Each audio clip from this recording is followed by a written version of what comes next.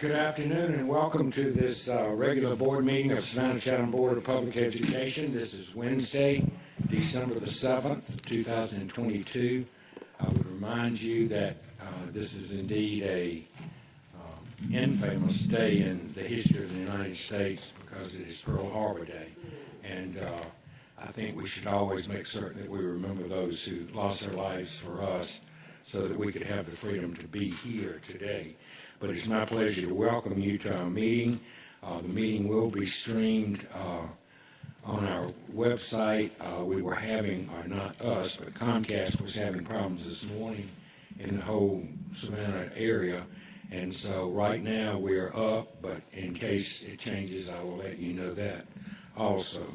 I would ask Ms. Mary Davis Brown, our board secretary, if this meeting has been advertised in accordance with all the standard rules, and she assures me that it has. If you will join with me as we welcome one of our school choirs who will be singing the national anthem, and then we will have our Pledge of Allegiance. We have, I think, 40 students, so we're going to fill up the horseshoe today.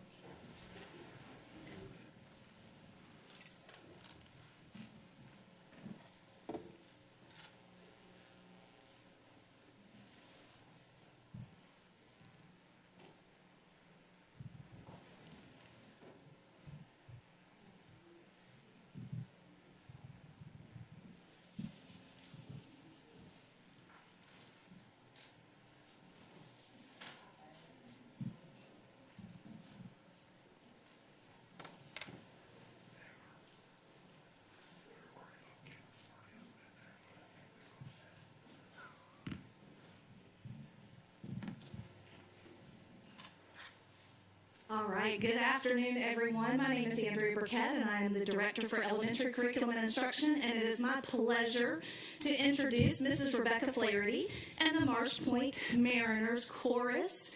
As you can see, we have a large group made up of 45 third, fourth, and fifth grade students who are here today to sing the national anthem for you.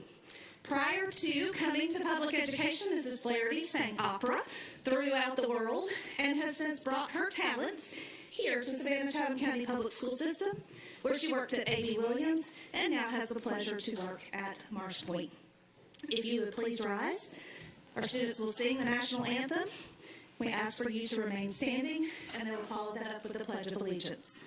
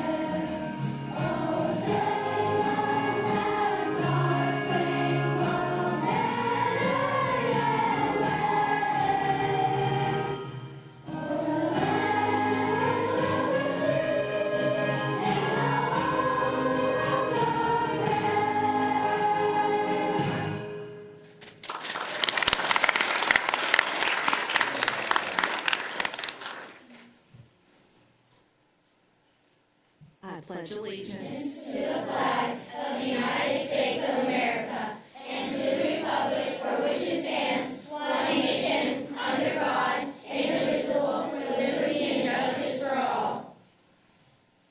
Let's get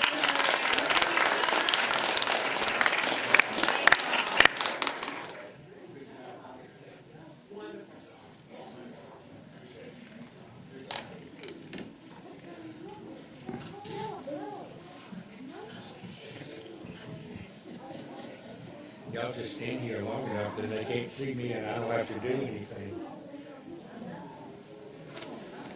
Good job.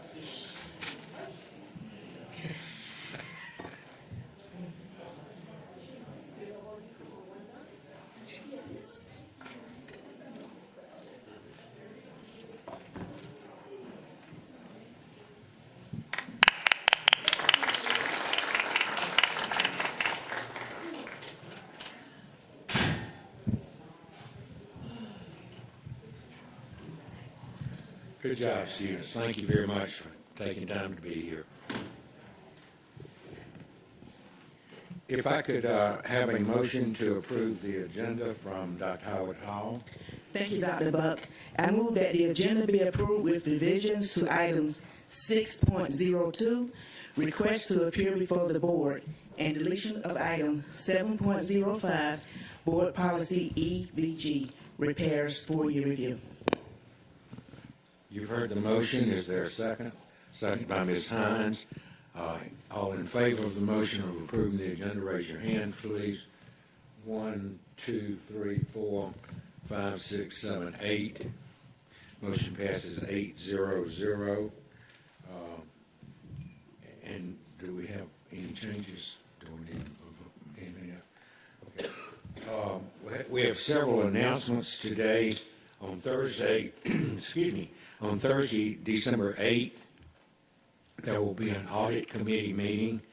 That meeting is in this room at 8 a.m. tomorrow. There's a capital improvements meeting on Wednesday, December the 14th, 2022 at 9 in this same room. And then there's the date of the January board meeting because of holidays, etc., will be on Wednesday, January the 11th at Whitney Complex in this room. And I understand our new president is sitting back there just with bated breath. He cannot wait. But we look forward to seeing you at that board meeting. You probably are aware that for 3 of us, this is our last board meeting. And I'm going to introduce the other 2 and have them say just a few remarks. The first one is the board secretary, Ms. Mary Davis Brown, who's been with the district for 33 years.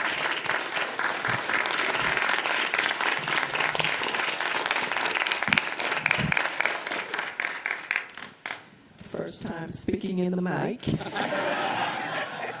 I just want to say thank you to this wonderful board, awesome superintendent, and previous boards and superintendents. Thank you for this opportunity.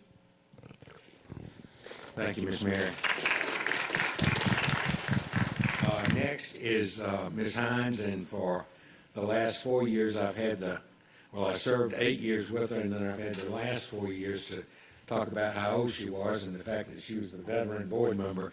But she's been with us for longer than anyone else since I've been involved with the board, and it's my pleasure to say that she's become my good friend, and I look forward to serving with her as we go out and just raise Cain in the community.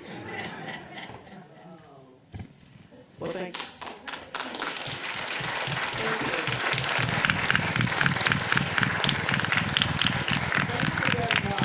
Thank you so very much. First, I would like to say I am retiring as your school board representative on December the 31st, District 5 school board representative.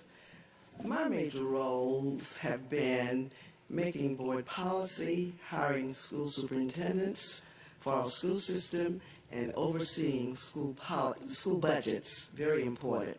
Some decisions made by my colleagues and me were not always acceptable by the public, but our major objective was and still is, and I want to make this a quote, to do what is best for all students here in Savannah-Chatham County Public School System, unquote. For the past 3 years, we have worked diligently to keep students and staff safe from COVID-19 virus and other infections.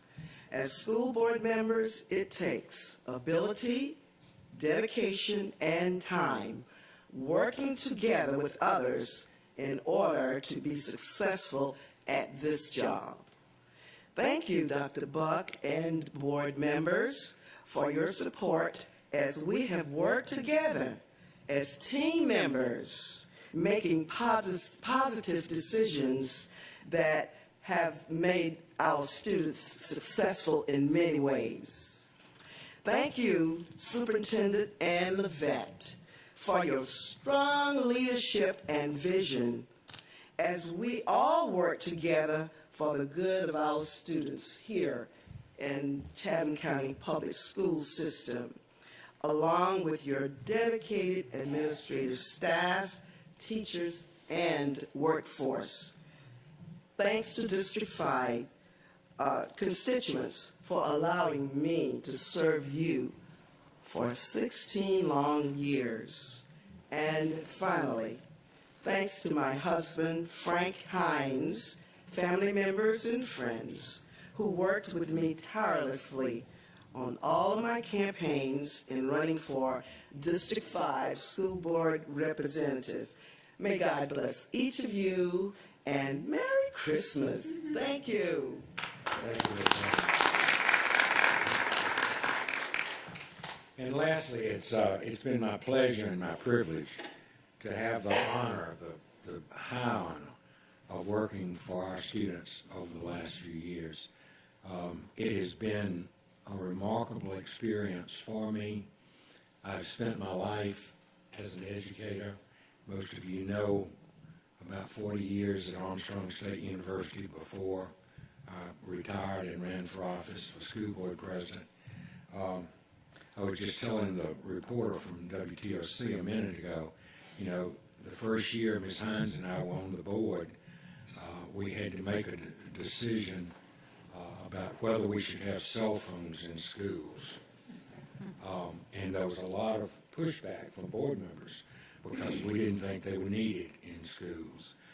We also chose to implement a uniform policy, and there were a lot of parents in those days, especially students, that were not very happy about having to wear uniforms.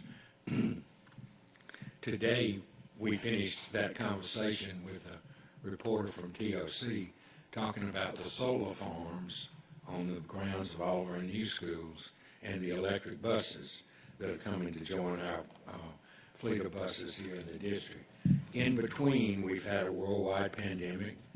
We've had shootings in schools, unfortunately, around the country, and we've seen the problems about mental health and health of our students grow immensely because of problems within our society. I want to just very briefly say thank you to all of our employees, whether you are a teacher or whether you're in nutrition, driving a bus, custodial staff, technology staff, whoever you are. I love and respect the fact that I've had the opportunity to be a part of you for the last few years. And in saying that, I know of your dedication. When parents give us their students, because we have them for most of the day, every day, they're putting their trust into the fact that each of us, whether we work in whatever job in the district, are going to do the right things for their students. That becomes extremely important in crisis situations like Savannah High last week. In saying how much I appreciate that, I would also have to say the staff, the cabinet, all the people that are all over the county doing the work to assist our students are just heroes, every one of you. And it has been my privilege and honor to be a part of the day-to-day work process with our superintendent, Dr. Ann Levette. You know, when you're in a position of leadership, whether that be mine or hers, not everybody is happy with you, and not everybody likes what you do, but you do the best you can when you get up every morning and have your own private time with God to say, what I'm going to do today is what I think is best for the students with the information that I have. It's been my privilege. She and I have had a lot of early morning talks about 6 o'clock in the morning when I was walking and she was walking. But thank you all for the privilege of being a part of you. Thank all of you on the board. You know, for most of you, 4 years ago, we talked about the team of 10, and the district was facing some little frightening things at the time. In almost no time, we had righted that ship again, and we're going forward. It is a pleasure to be with y'all. January, whatever that date is, I'm going to be in front of my computer, and I'm going to be texting board members. So, but thank you very much for the privilege.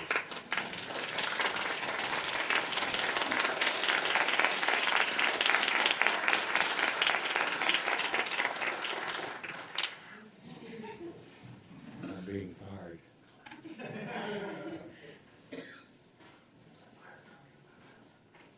I didn't know this was going to happen. No, I didn't. If you will allow me.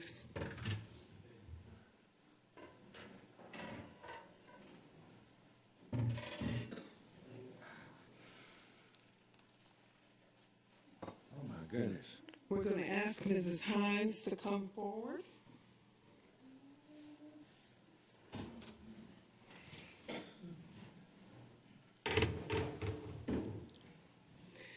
Mrs. Hines, it has been our absolute pleasure to work with you. We appreciate your dedication, and so we want to today provide a memento in recognition of your service.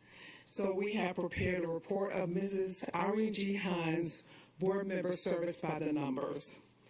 She has served for 16 years. That's 192 months, 5,844 days, 140,256 hours, 8,415,360 minutes. Thank you for your service.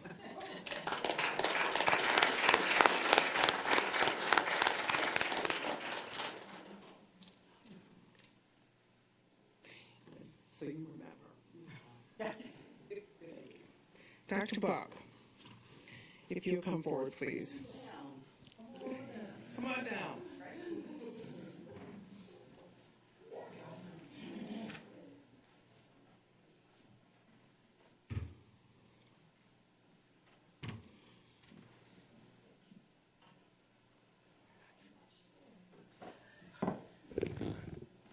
Dr. Buck, in recognition of your service as board chair, we wish to acknowledge Dr. Buck's service as board chair, and these numbers do not reflect everything.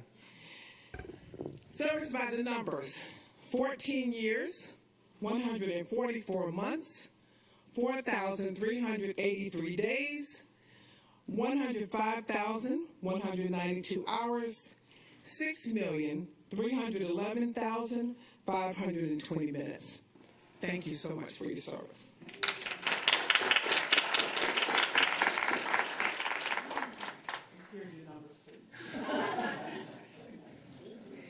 We have the privilege of working every day with Mrs. Mary Davis Brown. Friday of this week, we will have the opportunity to celebrate her. She is a member of the staff. She's not an elected official, but she is very, very in tune with both the staff needs and the needs of the elected officials. So Friday, in our own style, the staff will celebrate Mrs. Mary Brown Davis with a dessert reception at the 208 Bull Street office. Our board members, of course, and staff are invited to participate, and we are looking forward to sharing that time with her. Thank you for this privilege. Thank you. Dr. Howard Hall has asked to speak, and then we're moving on the program, I promise.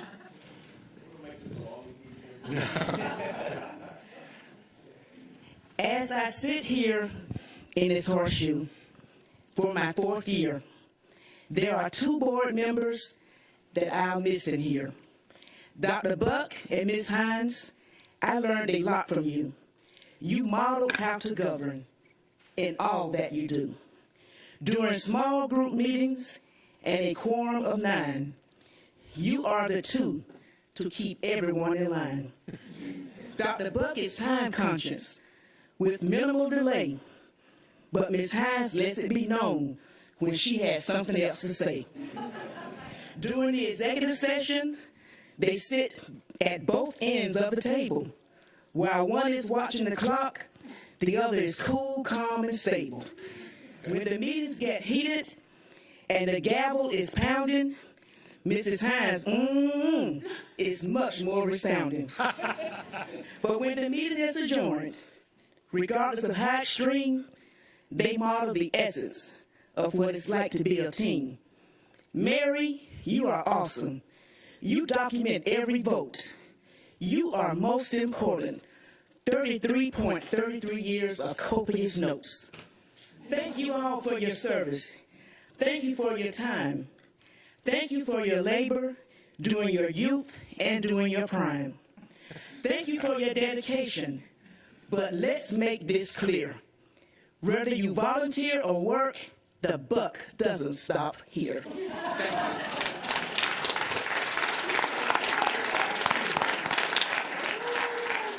Thank you, Dr. Howard Hall. Two other announcements. Georgia School Board Association held its annual, semi-annual meeting in Atlanta last week. Dr. Howard Hall, as Vice President of the Board, and Dr. Bringman, as Pro Tem, were able to accept this award for the board on behalf of all the board. This was the Leading Edge Award, which is given to a school board that is innovative, has innovative practices, and we were honored because of our Little Aiken Academy, where we are taking 3-year-olds and giving them a full school day so that they can learn to read quickly, and we're proud of that award. Likewise, Georgia School Board gives, through a good number of requirements and criteria, a certificate of recognition for a quality school board. There are 2 or 3 different levels and of that, and I believe that we've won that most every year for the last 10 years. But anyway, this is another thing that makes us very proud, is the team that we have become. Break that up. It's hard to be serious. And then the last announcement, and then we'll move forward to hear from the superintendent and let you from the public speak. The purpose of the Savannah-Chatham County Public School System Audit Committee is to provide, on behalf of the Board of Education, oversight of the district's financial reporting and accounting practices, review of the adequacy of internal accounting and control systems, and review of the systems and processes that help us meet the board's goals. Part of this process involves an engaged community who agrees to serve as members of the board's audit committee. And the hard work of committee members provides input on the valuable components in our process for continuous improvement. The person being recognized today for her time and dedication, and she will be formally recognized at the audit meeting tomorrow. The board would like to express appreciation and gratitude to Denise M. Cooper, Esquire, Committee Chair from December 2014 to December 2022. Thank you to Mrs. Cooper for her dedication to us, and I hope that you, if you know her, will join in congratulating her when you see her.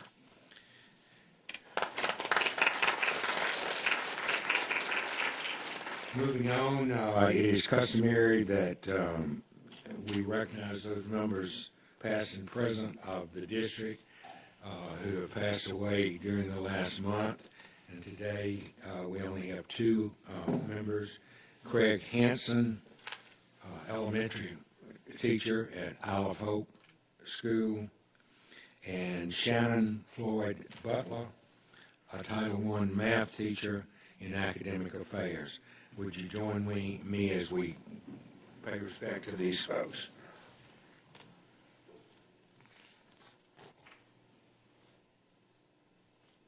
Thank you.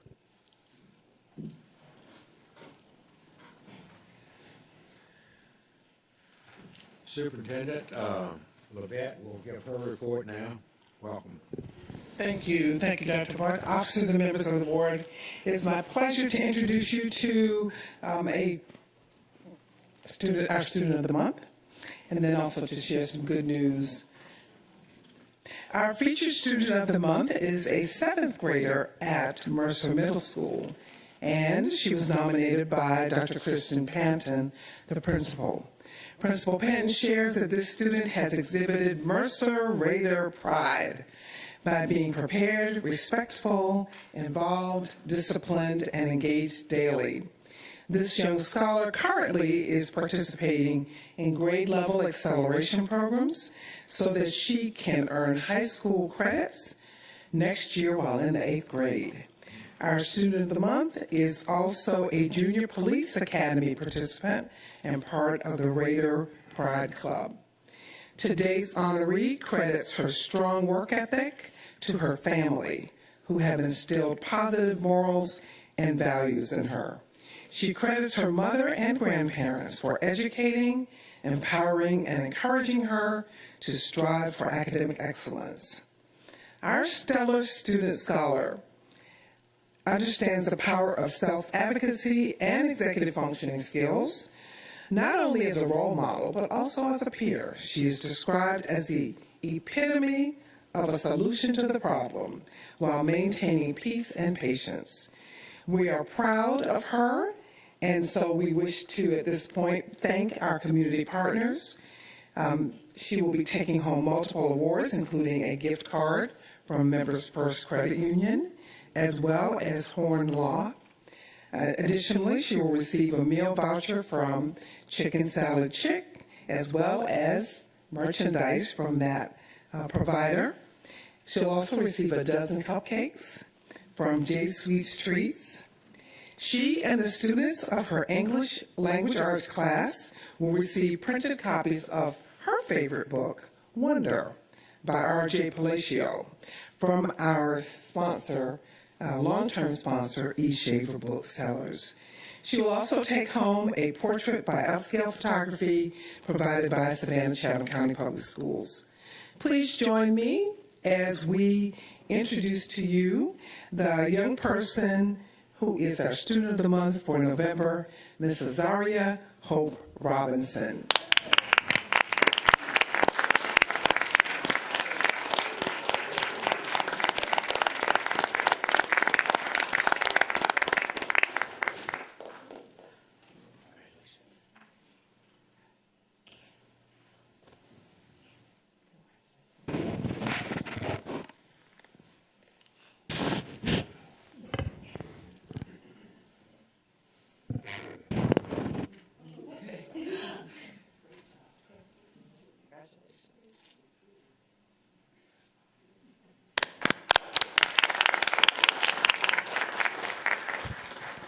Her principal is here with her, Dr. Panton.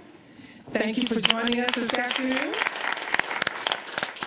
We are looking forward to learning more about Ms. Robinson's, her academic journey. She is obviously already started, and we are looking forward to her earning her high school credits next year. She's getting ready for that, and then we look forward to seeing her continue on that journey of excellence. Thank you very much, Ms. Robinson, for being here. Congratulations again.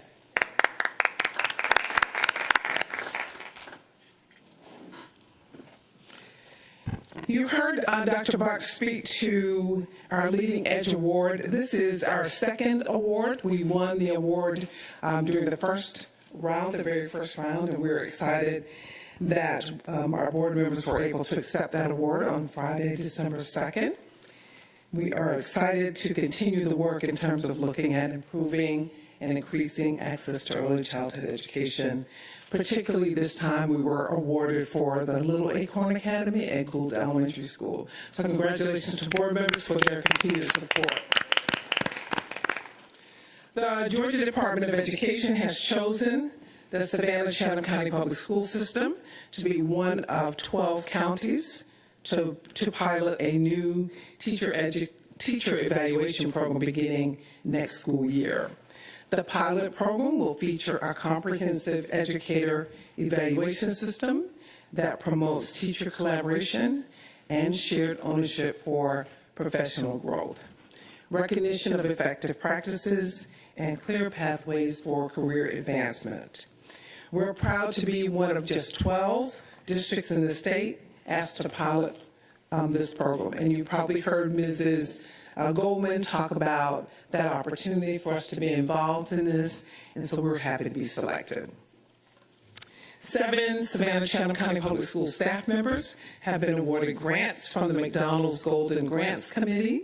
The Golden Grants Awards are intended to make a community impact by fueling the imagination, education, and growth of students by supporting individuals, educators, programs, and organizations serving students in grades K through 12.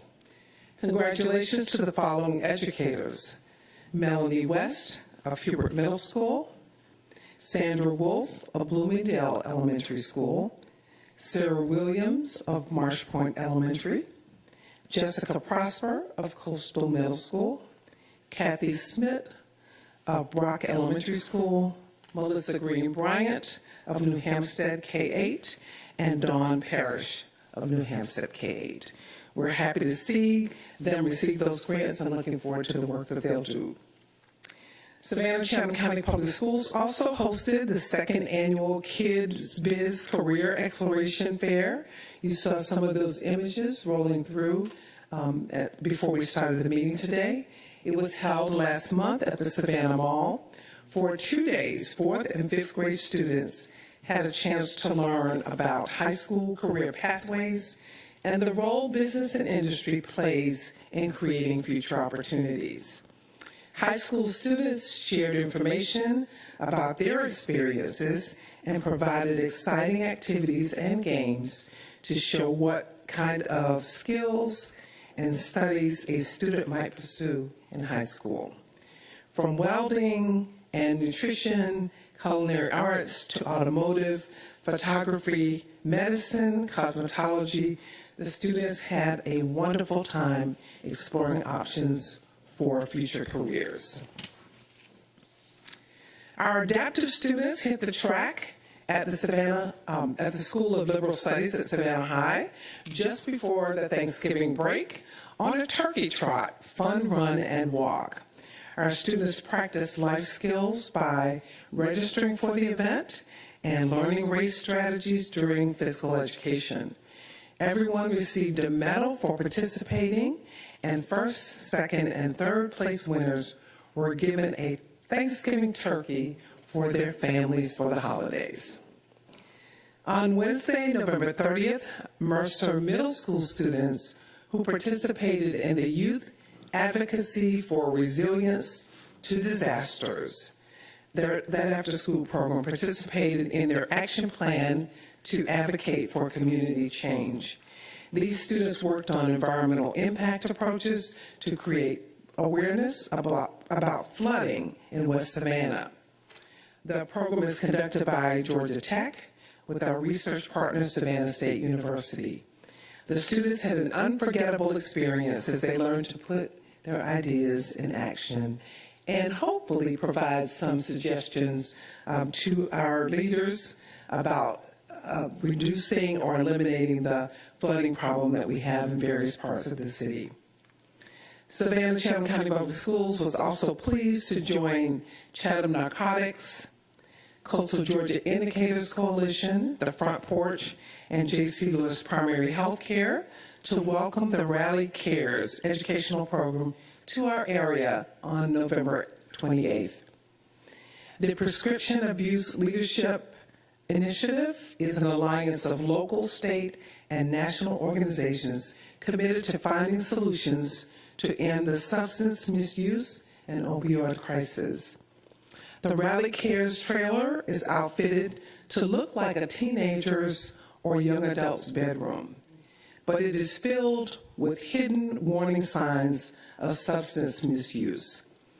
After a well-attended press event at the front porch, our partner, the trailer moved to the J.C. Lewis Primary Health Care Center for community access. We'd like to take just a few minutes to thank our ongoing partners, including J.C. Lewis, the Front Porch, Chatham County Narcotics, Savannah Police Department, and all of those partners who are engaged in trying to reduce this and eliminate this problem, to helping us with educating parents on things to look for in their children's bedrooms. Congratulations to New Hampstead's Paul Seeley. He is the winner of the 42nd Mike Finicaro Memorial Outstanding Football Player Award. It is given to the top high school player in Savannah.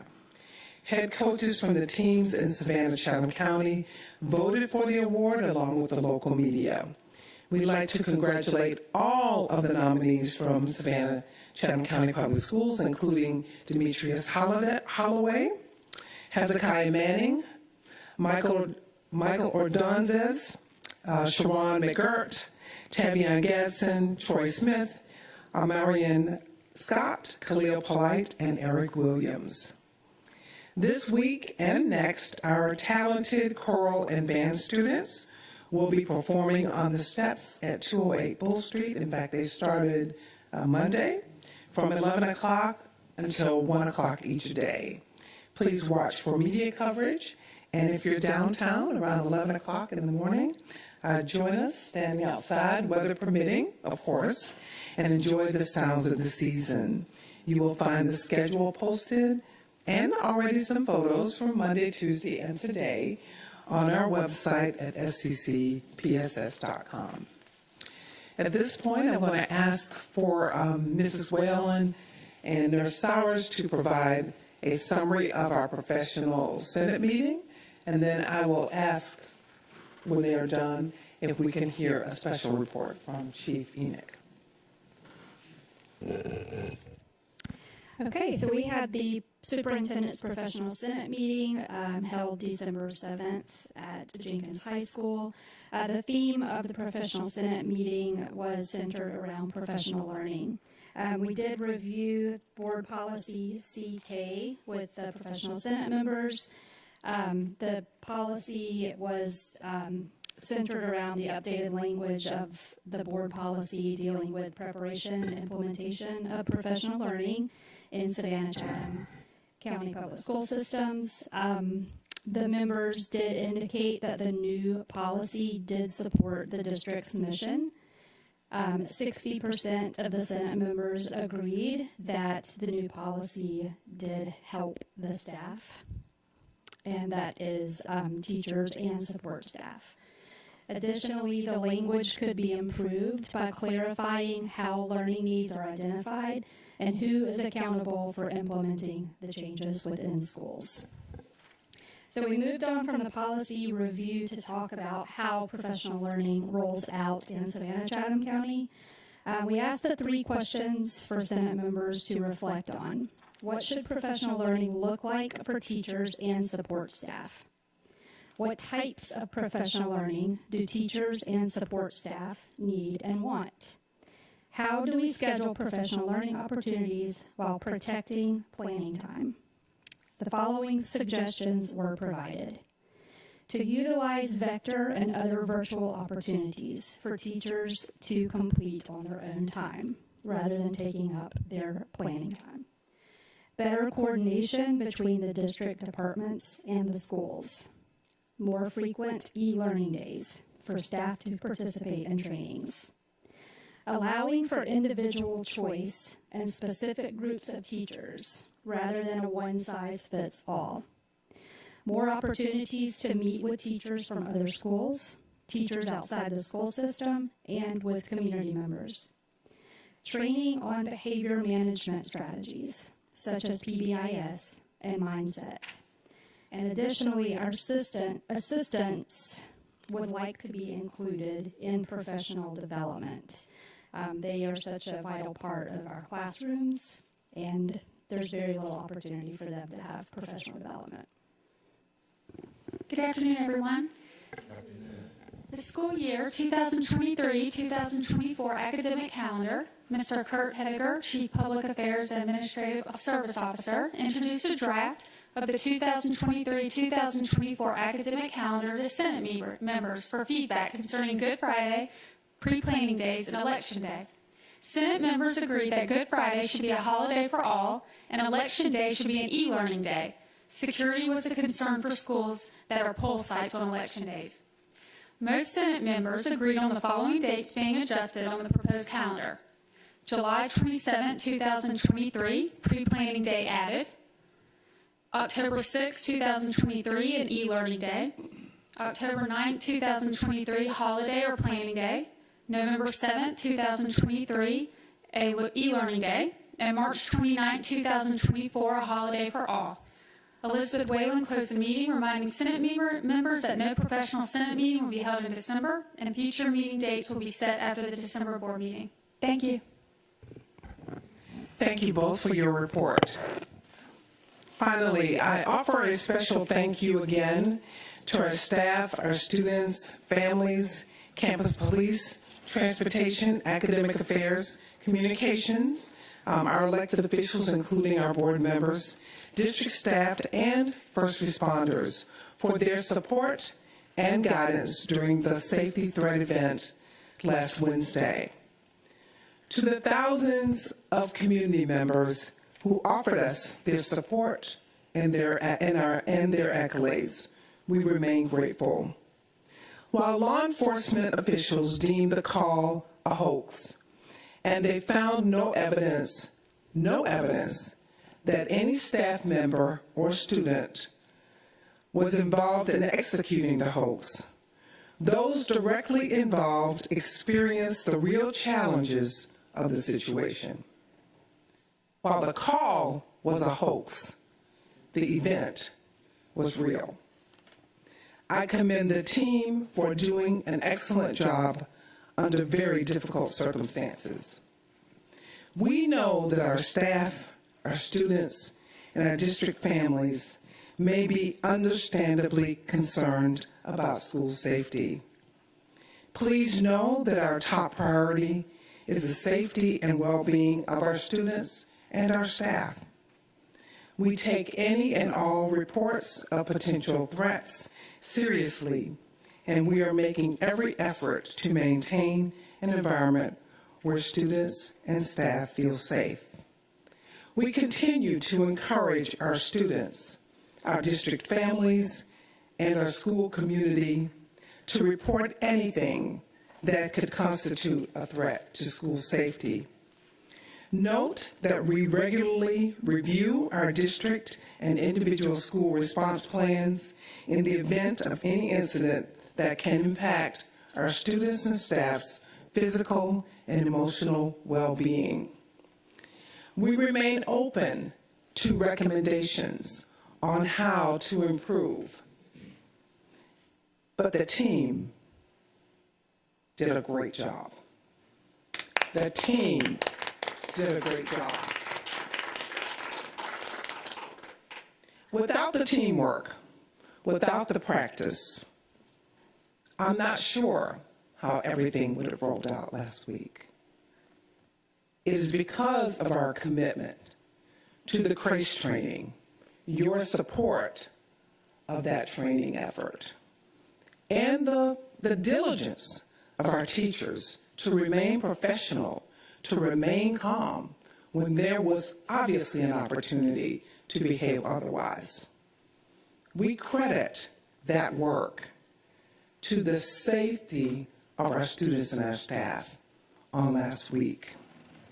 And of course, if we had not maintained and developed strong relationships with our law enforcement partners, more than 20 agencies, we would not have had the help on the ground, should that have not been a hoax.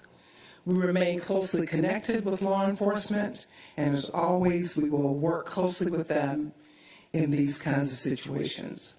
So again, I thank the staff, the families from all over the district, the counselors, the social workers, the staff members who continue to be on the ground, not only at Savannah High and Savannah Irwin College, but any other place where our assistance is needed. No one has to tell us to call them in. They are available all the time and whenever we call them. Day, night, weekends. Because the work is invisible, people do not always have an appreciation for it. You can't find a better set of committed professionals. The teachers in that building, the administrators were on point. The central office staff, the staff from other schools who came, were on point. The mission was to ensure that the students and staff are safe. And we thank them.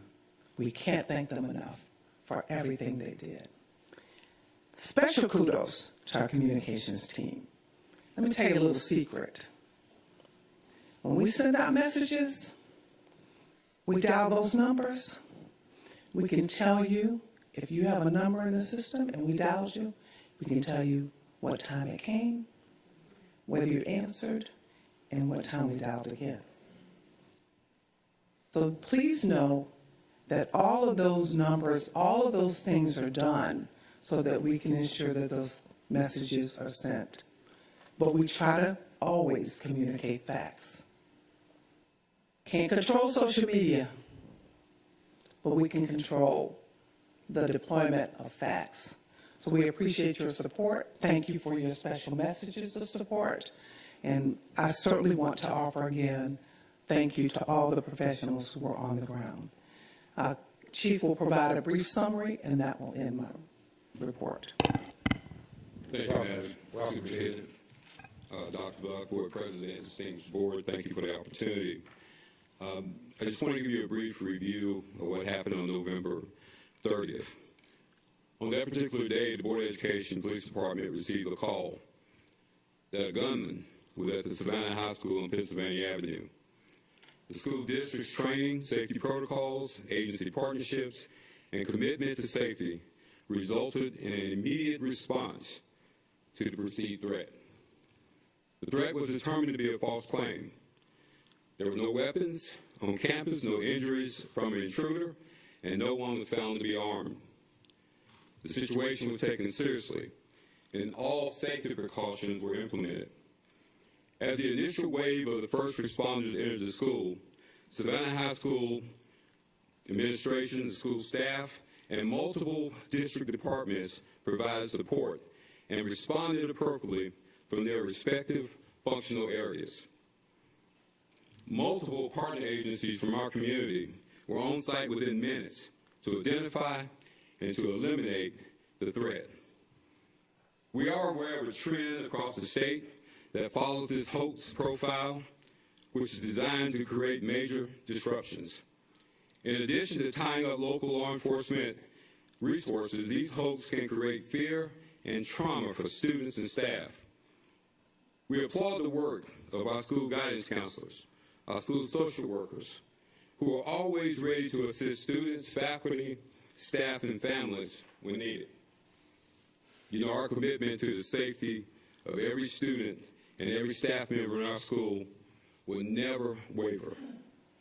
We spend countless hours training, investing in school technology, implementing response protocols. Every school is trained to effectively lock down, secure the campus, and ensure that students and staff are safe. You know, our sworn officers are trained to respond immediately and meet that threat head on. We're so thankful for the resources available in support of our efforts, and we'll continue our mission to ensure all students are afforded a safe, secure learning environment. You know, this event had many teachable moments. And while it was a very scary moment for everyone involved, we responded in a force for the good of every student and every staff member. We will reinforce the many things we did right and improve in the areas where we see opportunities for growth. I want to thank everyone and every individual who played a role in seeing that every person was safe and free from danger. That's my review, Madam Superintendent. Again, thank this board for your continued support and working towards ensuring that we have a safe school district. Thank you. Thank you, Chief, for what you do for us.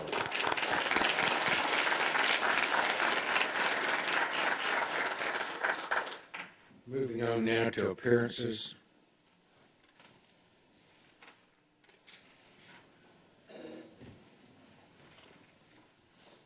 Good evening. Please remember the most useful comments are those that are related to the matters of policy over which the board has jurisdiction. Speakers have a maximum of 3 minutes in which to speak. At the discretion of the board chair, the time may be lessened due to the number of speakers signed up and the agenda of the meeting. See Board Policy BCBI, Public Participation in Board Meetings. All comments shall be made in a professional manner that is not disruptive to the meeting. Guests should avoid name-calling towards staff, board members, and should avoid profanity. Please follow the instructions of the board chair who presides over the meetings. The board chair reserves the right to call anyone out of order who violate the rules of public appearance. The board further established rules of conduct in accordance with OCGA 20-2-58C3 through Board Policy BCBI Public Participation in Policy BC Board Meeting Decorum in Board Meetings. We appreciate your interest in the work of our school system. Guests may leave printed copies of their notes or supportive material for the board to review. Thank you. Thank you, sir. I have several citizens who have signed up to speak. The first one today is Mr. Peter Robine, who's the founder of Teach Our Christian Heritage, and he's going to speak to us on that subject. Is he not here? Okay, Ms. Beth Mazzaroni, concerned citizen. Oh. Ms. Mazzaroni, if you'll just wait just a minute. I'm sorry. Mr. Rowan? Ms. Mazzaroni, come forward. I'm sorry you're having it.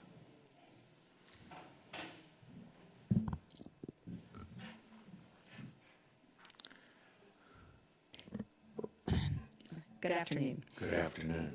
Last month, I exposed that Dr. Levette enrolled the Savannah Chatham school system for a year one payment of $14,000 to be a demonstration school in a 5-year program promoted by the Superintendent's Association called Learning 2025, with the goal of holistically redesigning Savannah Chatham County into an equity-based school system.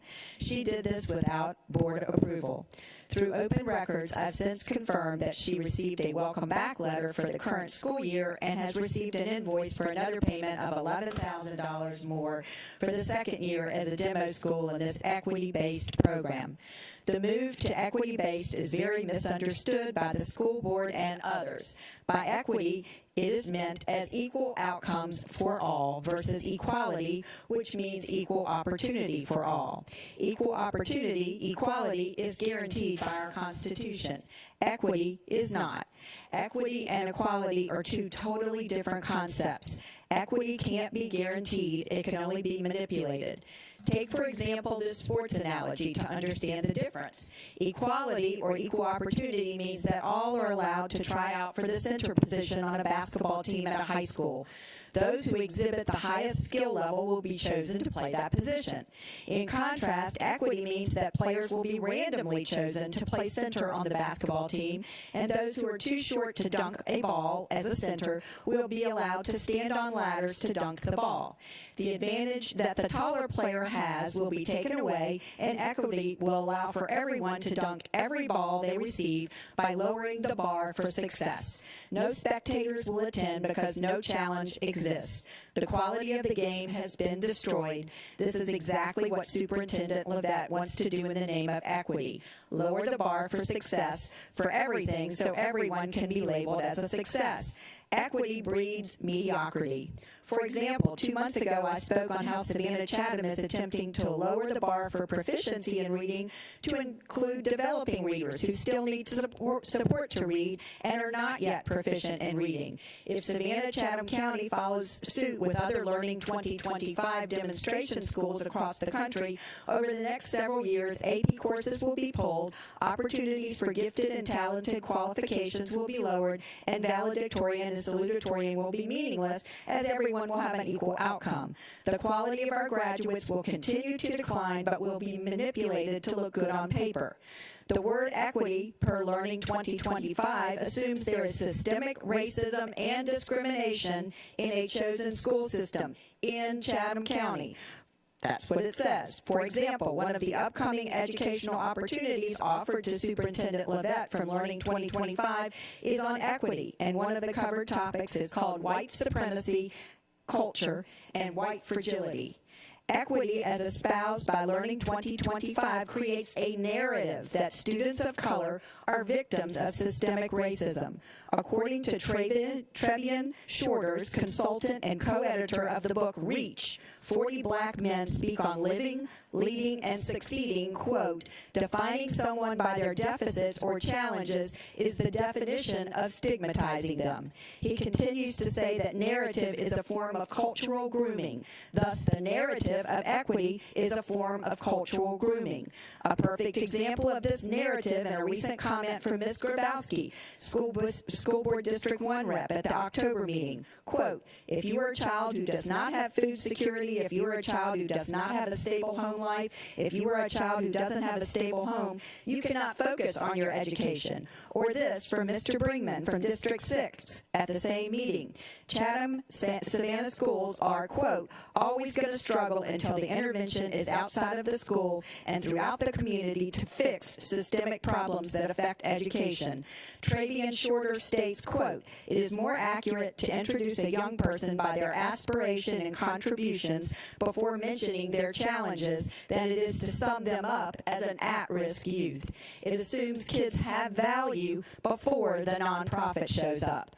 Believing in our children's capacity to learn is the first step to allowing each child to see himself as a learner with aspirations and contributions that are possible to attain. I implore the school board and the administrators to change their stigmatized narrative of how they view our children of Chatham County and cancel their participation as a demo school in Learning 2025. I'm also leaving you a copy today from a famous civil rights leader, Bob Woodson's. It's red, white, and black, which pushes back against the victimhood narrative, offering arguments against racial grievances and support of founding principles such as resilience and self-determination. These principles are critical for the empowerment and positive formation of young minds, particularly those in the African American community who are frequently subjected to the condescending victimhood narrative. Thank you very much. Thank you very much, ma'am. Next speaker is Mr. Robine here now.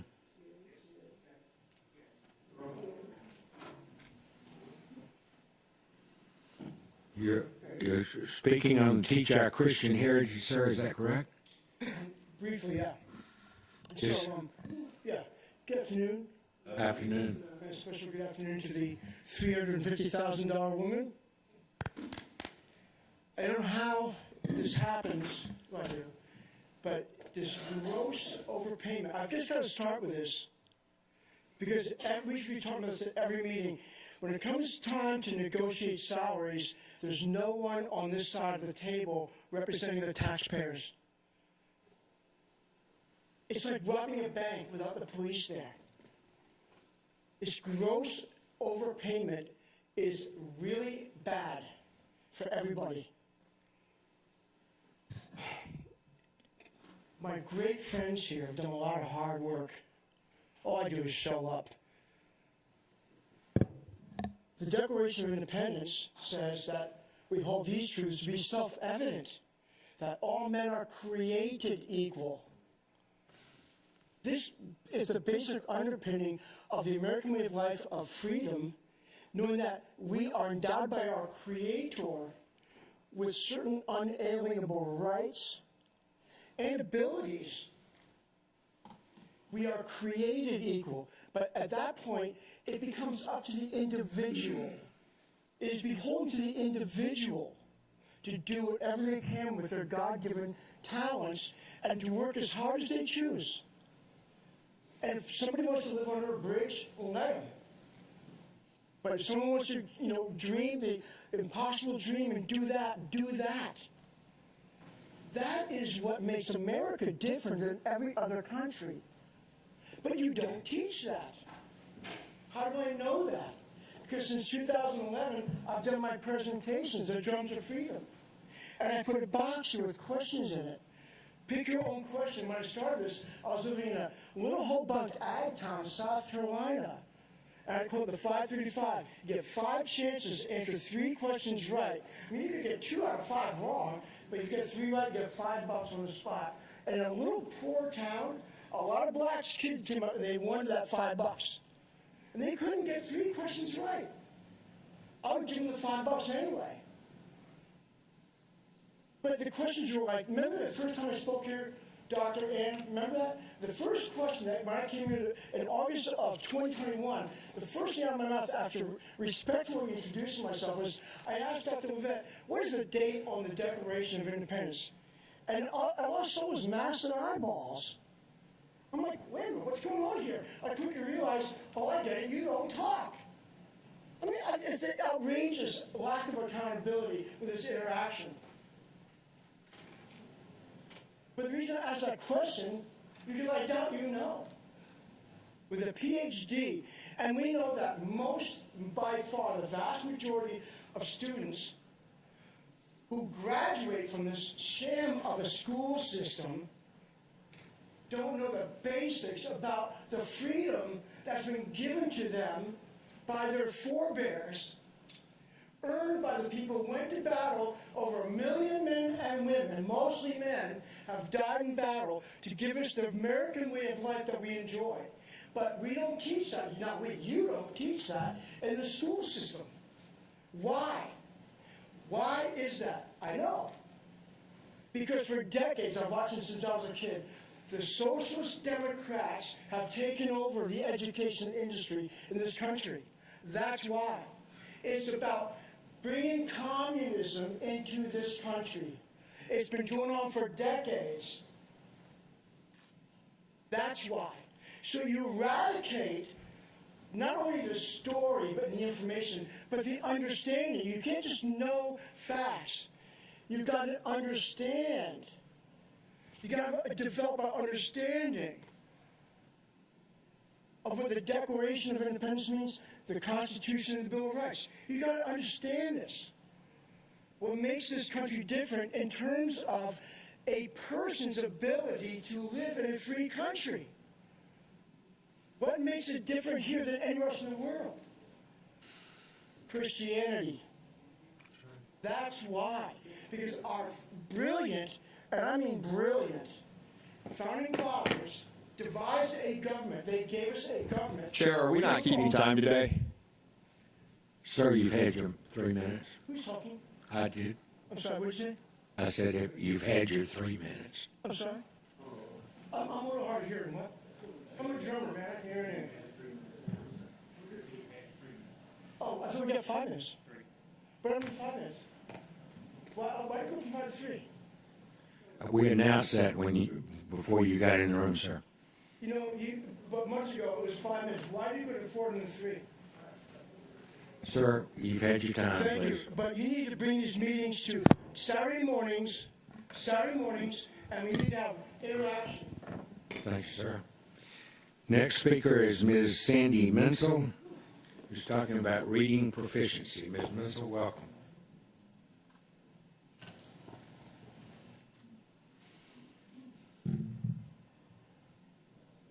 I became aware of a report circulating in the community showing some test results. I saw a report circulating about test results. I wanted to find out the source myself, so I was able to track down the Georgia Department of Education end-of-year assessment reports. I focused on grade 3, and I did a comparison between 2022 and 2021. And the reason why I focused on reading was, as most know in the room, it's crucial at grade 3 because from K to 3 they're learning how to read, and then from that point forward they're reading to learn. The results that I saw were devastating, dismal. About half of the enrolled students, and if I have the statistics correct, about 36,500, only 50% had any reading proficiency at all. There were no increases in proficiency according to that report. And thinking, how can this be? How can improvements be made? And knowing that school board members, the only real power you have is your vote. And the main job of school board members is to hold the superintendent accountable. I looked into the extended contract, August 2022, that showed an extension of Dr. Levitt's contract with a 9% increase of a base pay of $299,000, along with extremely generous sick, vacation, community, business expense, and then what I thought was kind of the cherry on the cake was a 10%, or in other words, $30,000 contribution to a tax annuity. I'm okay with large salaries, but I would say in a couple weeks you're going to have a new board president, and I ask that that leadership helps you as a board to come up with better proficiency results that are tied to the superintendent's annual performance evaluation. School board members, we elected you to hold her accountable for these results. Please bring a laser focus to the basics such as math, language arts, and reading proficiency. Thank you, ma'am. Next, for 3 minutes, is Mr. Carlton Carter.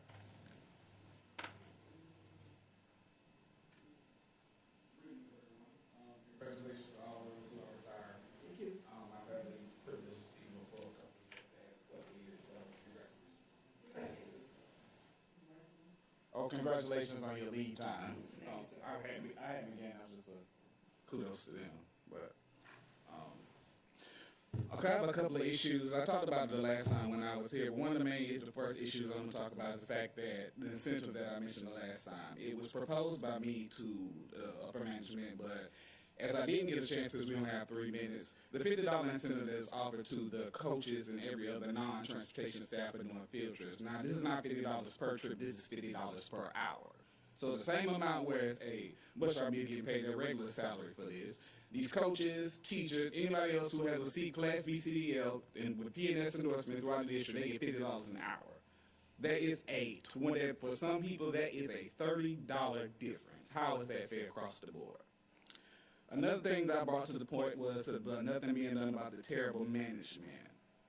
Of course, when I mentioned it was the directors, and I mentioned that one particular supervisor, and I will say who it is this time, it's Melissa Rowe, because she was a terror, and she was the reason why I left transportation. I got tired of being antagonized by her. Also, the directors, I feel like, are time service, which if you know what a time server is, that is somebody who is set in a position, and because they know they are at a point of retirement, they just choose not to leave, and they will just sit there and idle out their time or stay there until somebody forces them to leave. Also, another incentive that was being brought that's just recent was a $2 incentive for, as they call it, lead drivers. These lead drivers are supposed to be the ones who go back to school and get all these extra kids. But the point being, you're not titling them out to just do that. They still have the option to do field trips, all the extra work. So when they're not there, the other drivers still have to do it. So there's no incentive. There's no incentive across the board. Also, I feel like transportation in general needs a new face to be in charge of it. Somebody who's actually been there and done it, because the most effective supervisor we had was Ms. Carol Valentine.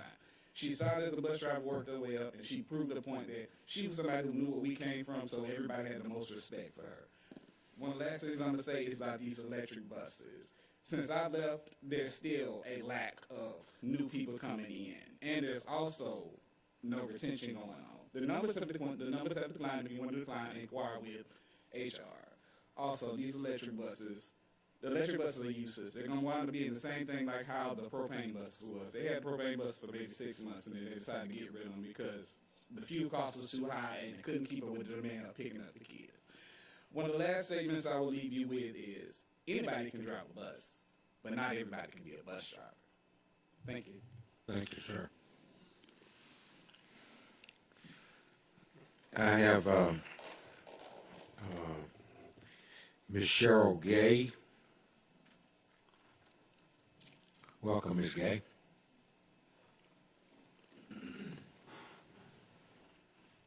Can y'all hear me? Yes, ma'am. Okay. If I'd been given a second chance at life, my legacy would not be to endorse and condone exposing children to obscene and pornographic material.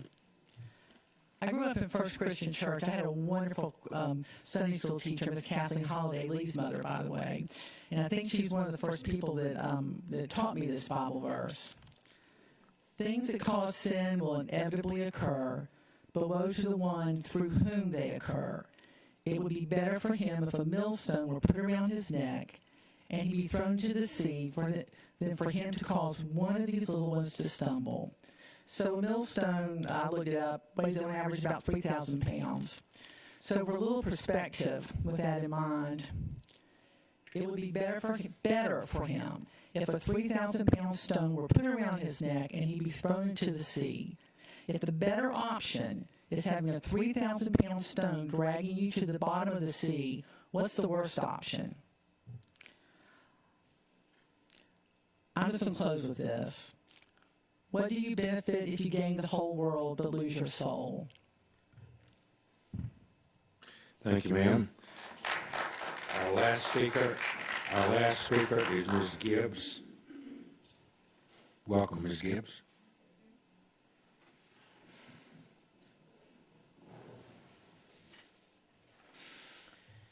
I'm addressing Dr. Buck's letter dated November 2nd, 2022. Unfortunately, this letter is a sad piece of sophistry.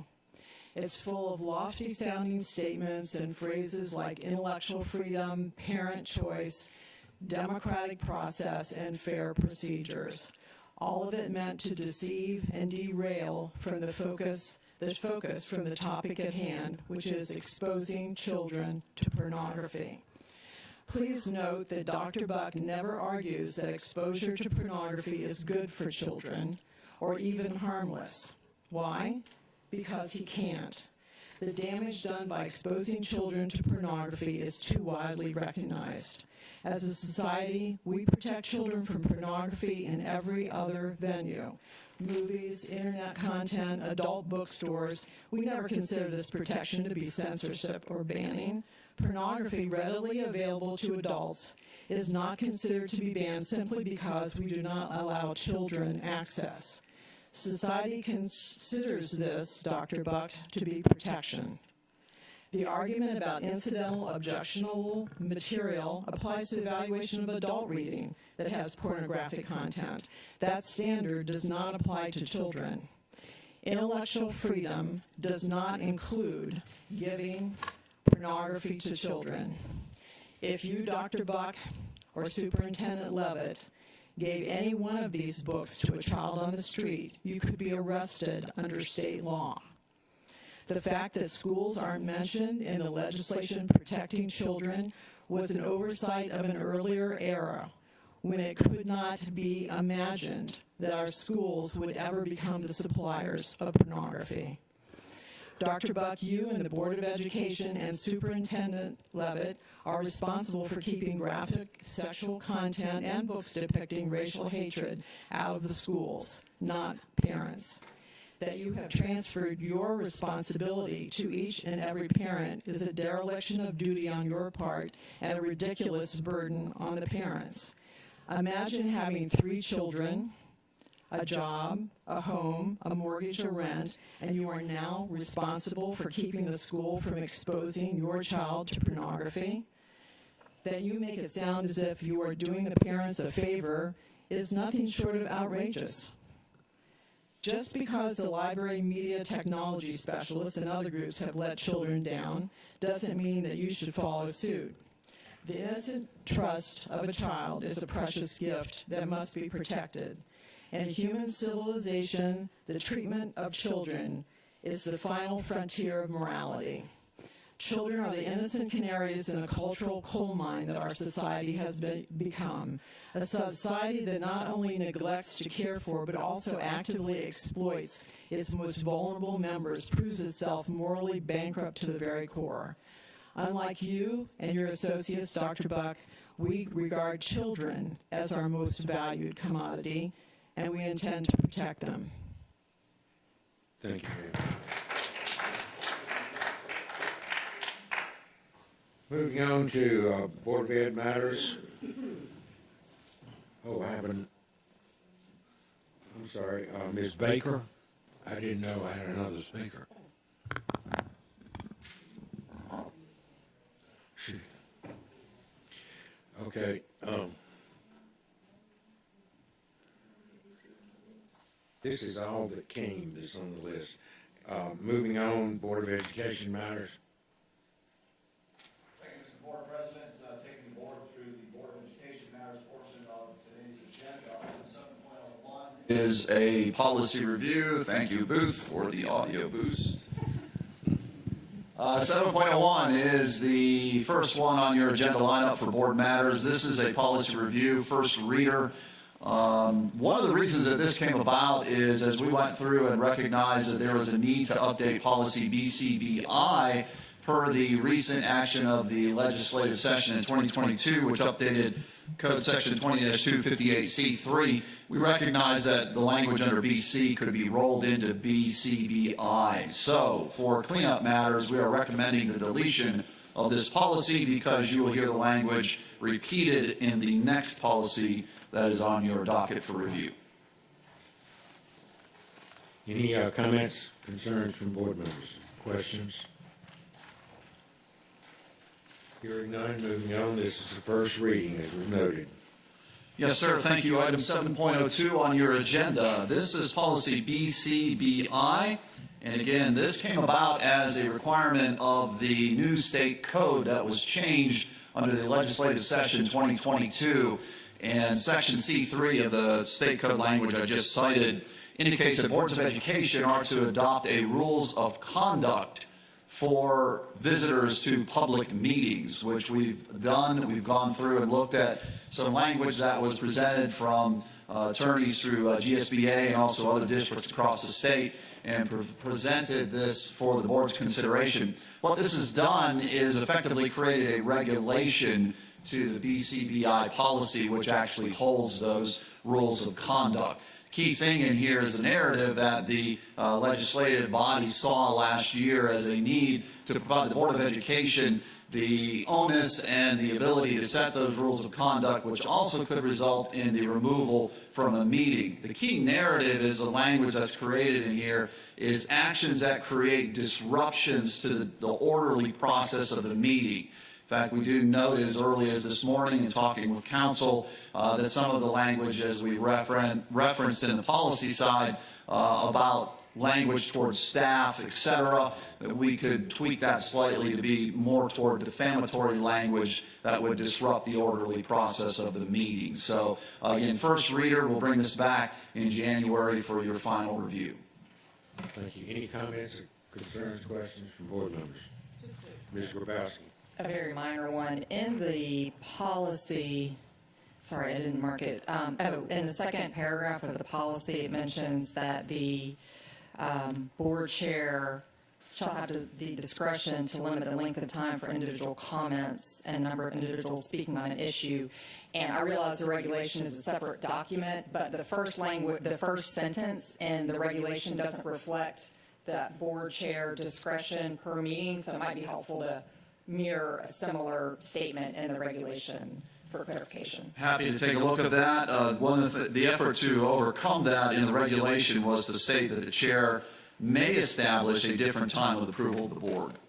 Right, but I believe, if Dr. Buck can confirm, that the chair can establish a different time limit based on the situation, number of speakers exactly, and that's at the discretion of the chair and doesn't require board approval for that particular meeting, correct? So I think that's where the confusion comes in, and some clarification could be helpful. Got it. Excellent. Thank you. Moving on, Mr. Ketterer. Yes, sir. Moving on, 7.03 on your agenda is also a 4-year review on our policy action here, first reader. You'll recall that we just went over the weapons on school grounds for visitors at a previous meeting. We've subsequently gone through and followed the adjourning policy, which is GAMB, and this is the possession of weapons for employees. Key change here is you'll note that in alignment with the drill that we just did in the previous policy read, we have clearly set aside a section that states where weapons are prohibited and reference the legal basis for that. Questions, concerns, suggestions? Moving on.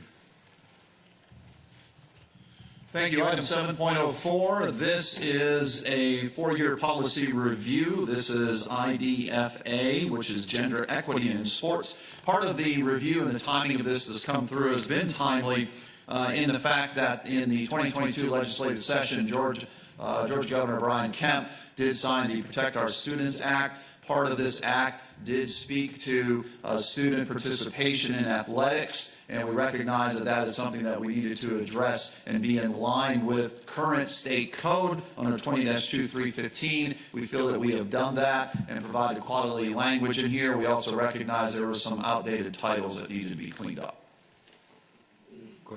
Ms. Grabowski? I just was uncertain why the last statement regarding donations from Booster Club support was in this policy. It didn't seem to fit. Yeah, so good catch on that. And while it does seem a little bit out of the ordinary, that is actually referenced specifically in the state code language where you do need to account for how you manage donations. The key thing is that it's being done in a fair process. So what we've done is we cross-reference already existing process for donations. Does it have to be referenced in any other policy relating to donations so that it doesn't get missed there, or no? Well, we thought we achieved that with that line in this particular policy. If you think it should be more straightforward and reference the exact policy, we could do that. Well, I guess I'm thinking if someone's looking for something, a policy related to donations, and they see the title Gender Equity in Sports, that's probably not where they're going to look for that information. That's all. We can sidebar about it later. Yeah, I think my colleague, Ms. Paul Oliver, is referencing what she is hearing you say. I think with some further review on that, we can easily accomplish that. Yeah. Okay. Constance, I just was going to contribute to Mr. Grabowski's point by saying perhaps where we look at student accounts in audit, that might be the appropriate place for language. Excellent. We'll go back with another I, specifically under that eyeglass, and ensure that we are meeting the clarity that you seek in that particular area. As we stated, obviously, there is current policy that exists on the receipt of donations for the district, but we do want to make sure that it is clear in the proper context of this policy area, which I think is what you're saying. So we'll look at it that way. Any other comments or questions? Sometimes a lot of this comes from the state, and it's not particularly clear as it comes under the gold dome. So I didn't say that, however. Yes, this is a short time, about another hour. Moving on, please. Moving on, please. Moving forward to the next item that is on your agenda for review, this is policy IHE, which is item 7.06 on your agenda. And we will note that in this particular code section, we had brought it back at a previous meeting. There are a few questions about some of the language in there and how clear it was as far as student readiness and promotion and retention.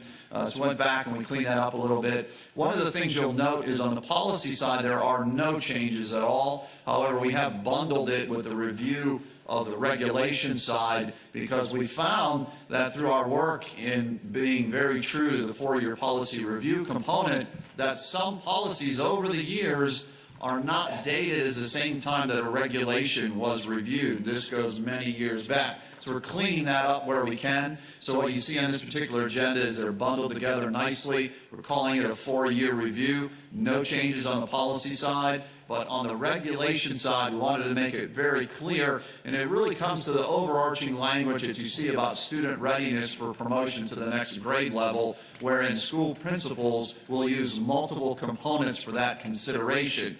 However, there are certain that are actually required. So what we did is we went through there, we left the overarching language, we struck anything that was not required in the specific grade bands, and specifically you'll see this under grades 1 through 5 and also 6 through 8. Anything outside of that, though, we also did add that language in there that the district will use other components such as mandated state assessments or formative local assessments in math and reading to determine student readiness. So this is the regulation part. Any questions, concerns? Yes, Mr. Johnson. I appreciate that explanation at the end of that you did say that other things may be considered. Like some other of my fellow board members, words may have meaning. May means it might not be used. So my question is, why are we taking out state required assessments as something that we are going to be using? So we do not actually use state-required assessments when it relates to these grade levels. It's not a requirement of promotion. So this helps make that clear. May is exactly, you can look at those when talking about student readiness, but it is not a requirement for promotion in those grades. It is only at grades 9 through 12 specific courses that those state assessments account for 20% of a student's final grade in those 4 courses that have been identified by the state. Okay. Dr. Greenman? And that hinges because we don't get that data until late in the calendar, correct? Which would create a problem with promoting students. So again, the state does not make it a requirement again, but yes, oftentimes we may not have the data in time for it to have an impact. Any other questions, concerns? Okay.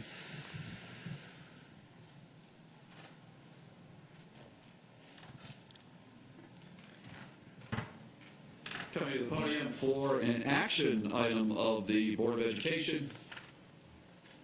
This is the recommended academic calendar year adoption to our Quality Board of Education for your consideration today, as we have agreed that we would bring forward the 2023-2024 academic calendar, and in addition to that, the 2024-2025 calendar. The proposed calendar is a great part, use the same framework as the current 2022-23 academic calendar. The calendar was reviewed to ensure sufficient time for student academic preparedness on state assessments while balancing time for staff planning and development activities, periodic breaks aligned to the observance of federal holidays or major community events. Calendar presented, both calendars include a Thursday school start date as the first Thursday in August, 180 instructional days, 10 staff planning days, 4 pre-planning days, 2 post-planning days that would be completed prior to the Memorial Day holiday.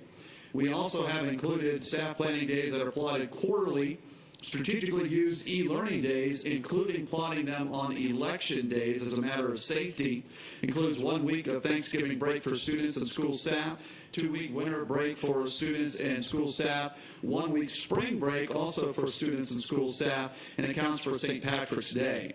Major breaks are scheduled at the conclusion of winter assessments and in advance of spring assessments to allow time for students to get additional learning in advance of those assessments. The draft 23-24 calendar was presented for review and awareness during the November 2 board meeting. It was also posted to sccpss.com, and it was reviewed, and we have used feedback from the Superintendent's Professional Senate. In addition, the 2024-2025 academic calendar was developed using the same framework. Both calendars are now presented for the board's review and adoption. Thus, be it resolved upon the recommendation of the superintendent that the board approve the proposed academic calendar for school year 2023-2024, and be it further resolved that upon recommendation of the superintendent that the board approve the proposed academic calendar for school year 2024-2025. Heard the resolution. Dr. Brinkman moves. Mr. Johnson seconds. Dr. Brinkman? Yes, thank you. Thank you for bringing all the parties together. I'm glad we've heard 2 months in a row that the Faculty Senate has had time to, Faculty Staff Senate has had time to look at this, give their opinions. Many of these, I think, first choices made it in, and when it wasn't their first choice, it was definitely their second choice. Thank you for going back and adding those e-learning days on election days. I can't thank you enough on that safety side. As public spaces, we have to let the public use them when they want to use them as voting sites, and I know that Chief will do a good job of making sure that the staff that are in those buildings on e-learning days are a lot easier to manage and keep safe. Thank you to the district for bringing me 2 calendars to vote on, and I will state that next year, let's just bring the following year, and now we can do 1 a year, and we stay 2 years ahead, and I think that keeps everybody happy, especially me, so thank you. Mr. Johnson? Yes, I would also like to thank staff for everything that they did to put this together. I know just from working on the calendar committee and being and chairing that committee back when we had it, how difficult it is to do this, knowing when testing is and when we use the Civic Center for graduations and everything, of how to move all the pieces and still get enough people their wish list on the calendar. This calendar is going to make people unhappy, and it's going to make other people happy, and no matter how you do a calendar, you're going to make some mad and make some not mad. But please remember, this is not a vacation calendar, it's an academic calendar. We do this so we can get the kids enough time to learn what they have to learn.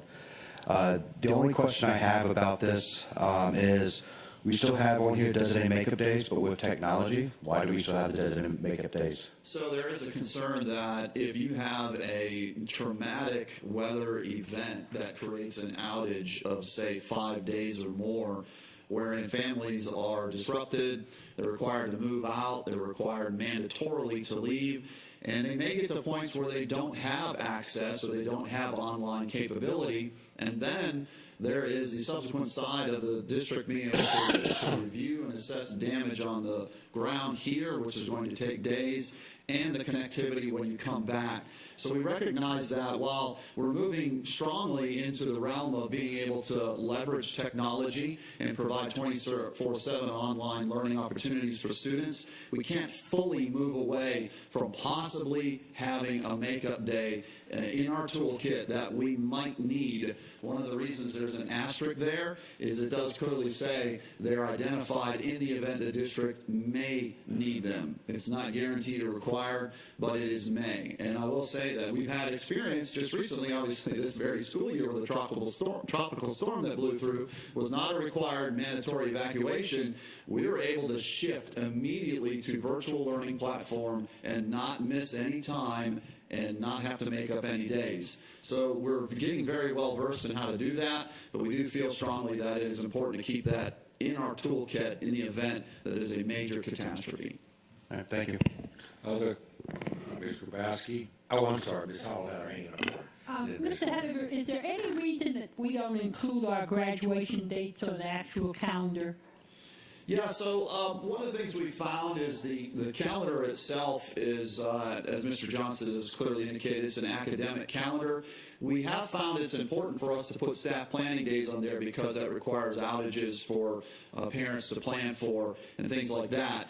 We have created another disclaimer on the calendar that says that this is an academic calendar and it's not a work calendar. So I'm using that kind of as an example to answer the question that if we were to start plotting other major events on the academic calendar that are subject to change, it creates a problem where we have found oftentimes folks will get the calendar when it's adopted, they'll print it out, they'll put it on the refrigerator, and then they'll forget about it. And then if we have a change or some kind of date that is flexible and not tied to the adoption of the start of school and the end of school and when the breaks are, then they're looking at an outdated document. So we've always announced the graduation dates separately and done a pretty strong job in communicating that, especially communicating that to the target audience. Our schools do a very good job of making sure families know when their graduation dates are, and we promote that and market that extensively on our website and social media as well.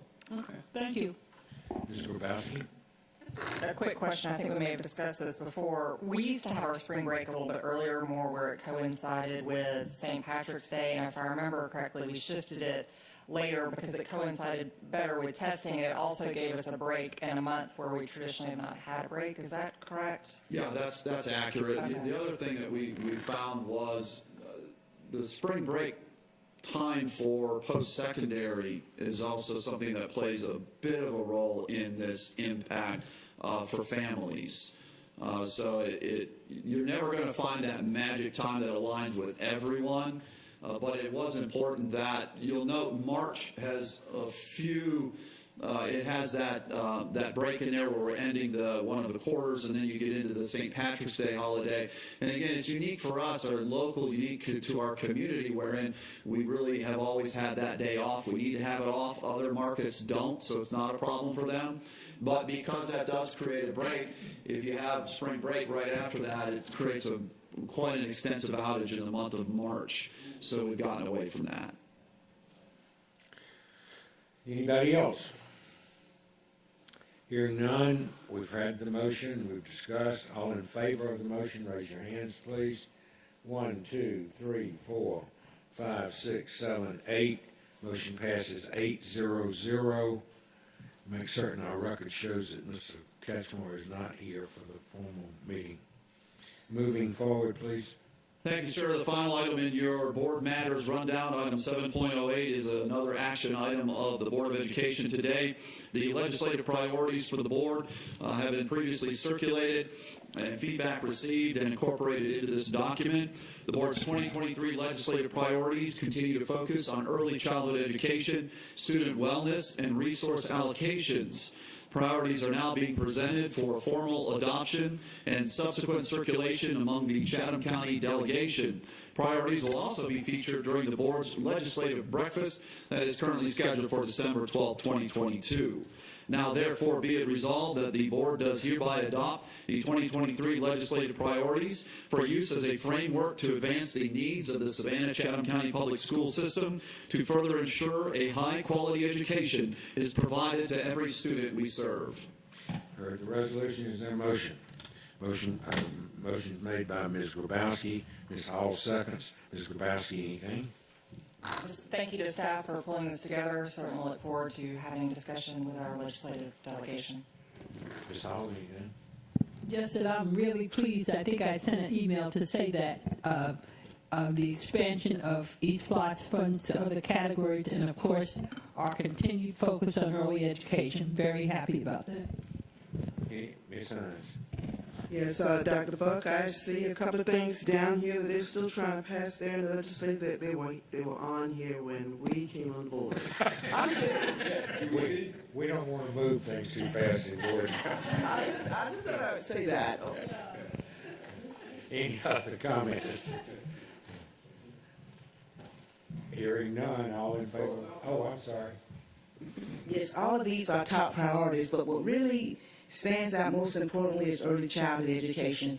If we look at those numbers, students enrolling in school between the ages of 6 and 16, but then we look at our third grade reading scores, when some students enroll at the age of 6, that gives them 2 years to read on grade level by the time they're in 3rd grade. So this is dear to my heart, and we're just looking forward to some change with the upper level. Thank you, Dr. Howard. That's a very good point.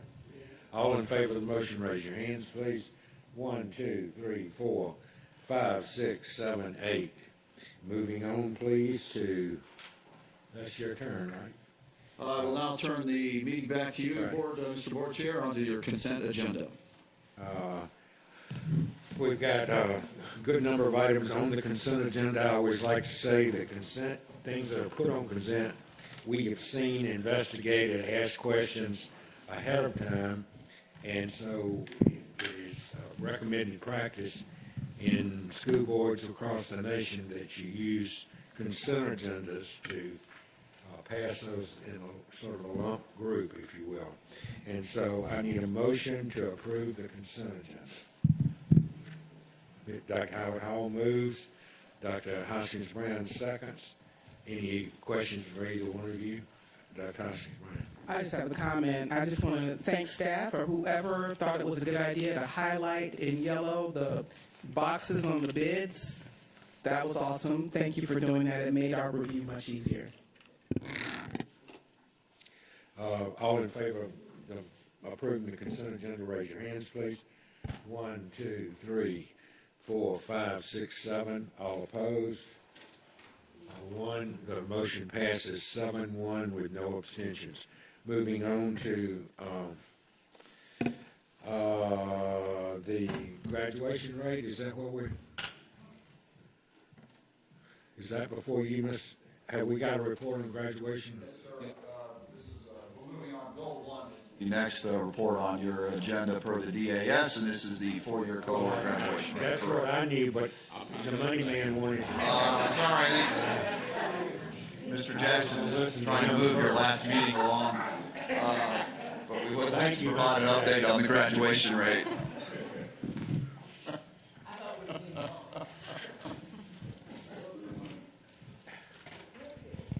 I listened to the money.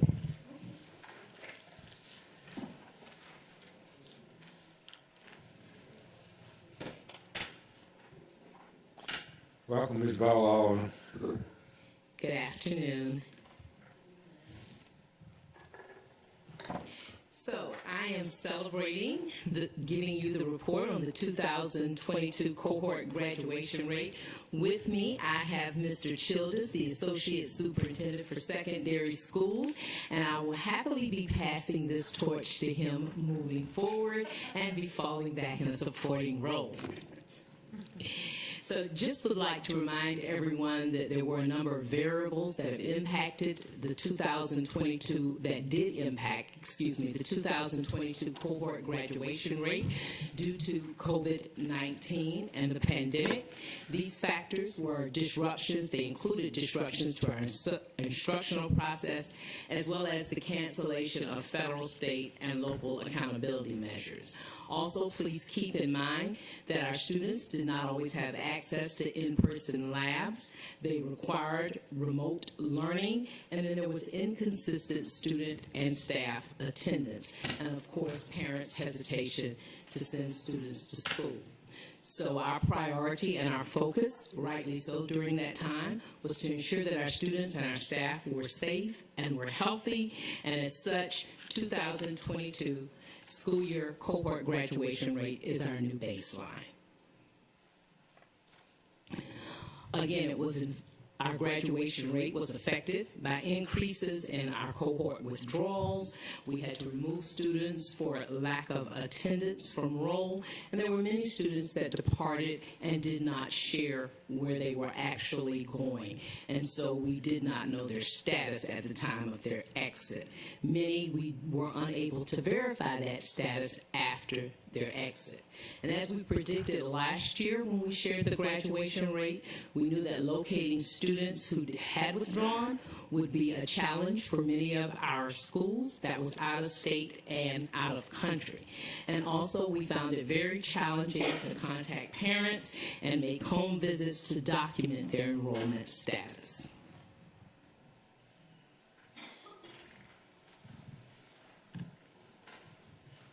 Good afternoon, everyone. Despite the challenges, the staff and students at each high school worked hard to help students to graduate. The current SCCPSS graduation rate is 87.6%. This is a 2.5 decrease from the previous year. So as we move forward and as we're currently planning and implementing strategies, I can tell you that every principal, counselor, teacher, and support staff are committed to meeting our graduation performance targets.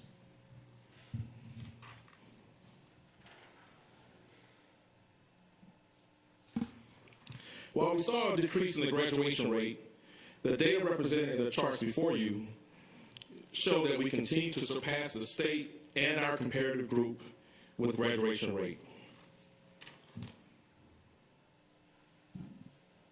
As we take a closer look at the graduation rate, I want to highlight a few key points here. We had 7 schools that had a decline of 0.9% or more. Now, while we saw some slight declines, we also had some celebrations. For the 8th consecutive year, the district exceeded the state average graduation rate. The district has exceeded the state graduation rate. Additionally, Savannah Early College, Wilbur Tompkins maintained their 100% graduation rate.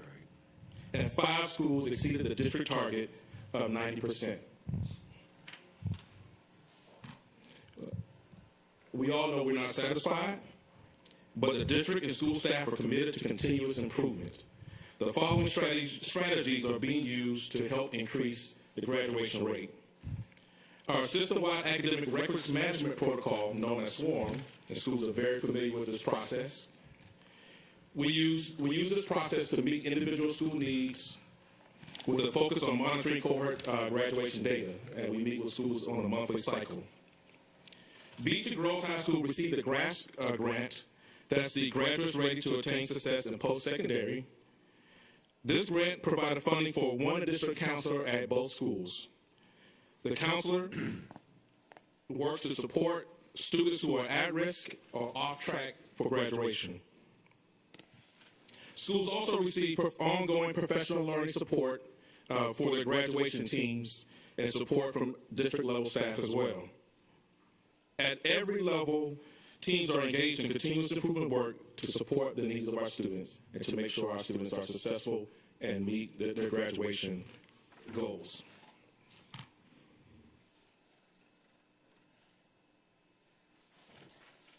Now, do you have any questions for Ms. Questions Ball? of Dr. Childers? Ms. Grabowski. Thank you for the report, and certainly it's sad to see that we went down from last year, but we all know the challenges that we're facing, and we're still beating the average. This may be more of a board accountability comment, but I know that we're using this as our new baseline and increasing each year as part of our metrics and our goals. I hope that we're able to exceed those, and I know we all have that hope, and we'll work hard towards that. And if we find ourselves on that trajectory, I hope that we can reevaluate those goals for the next 5 years to be able to continue to encourage us to reach high and aim high. Thank you. Thank you, ma'am. Anybody else with comments and questions? Thank you very much. Appreciate it. Thank you. Mr. Childers got off easy.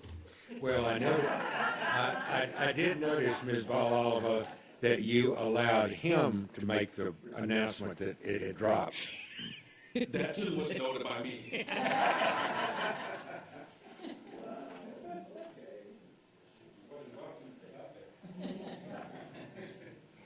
Now it's your turn, Mr. Jackson.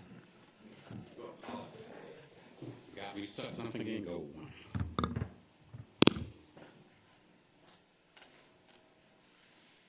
I bring to you the financial statements for the period ending April 1st. Oops.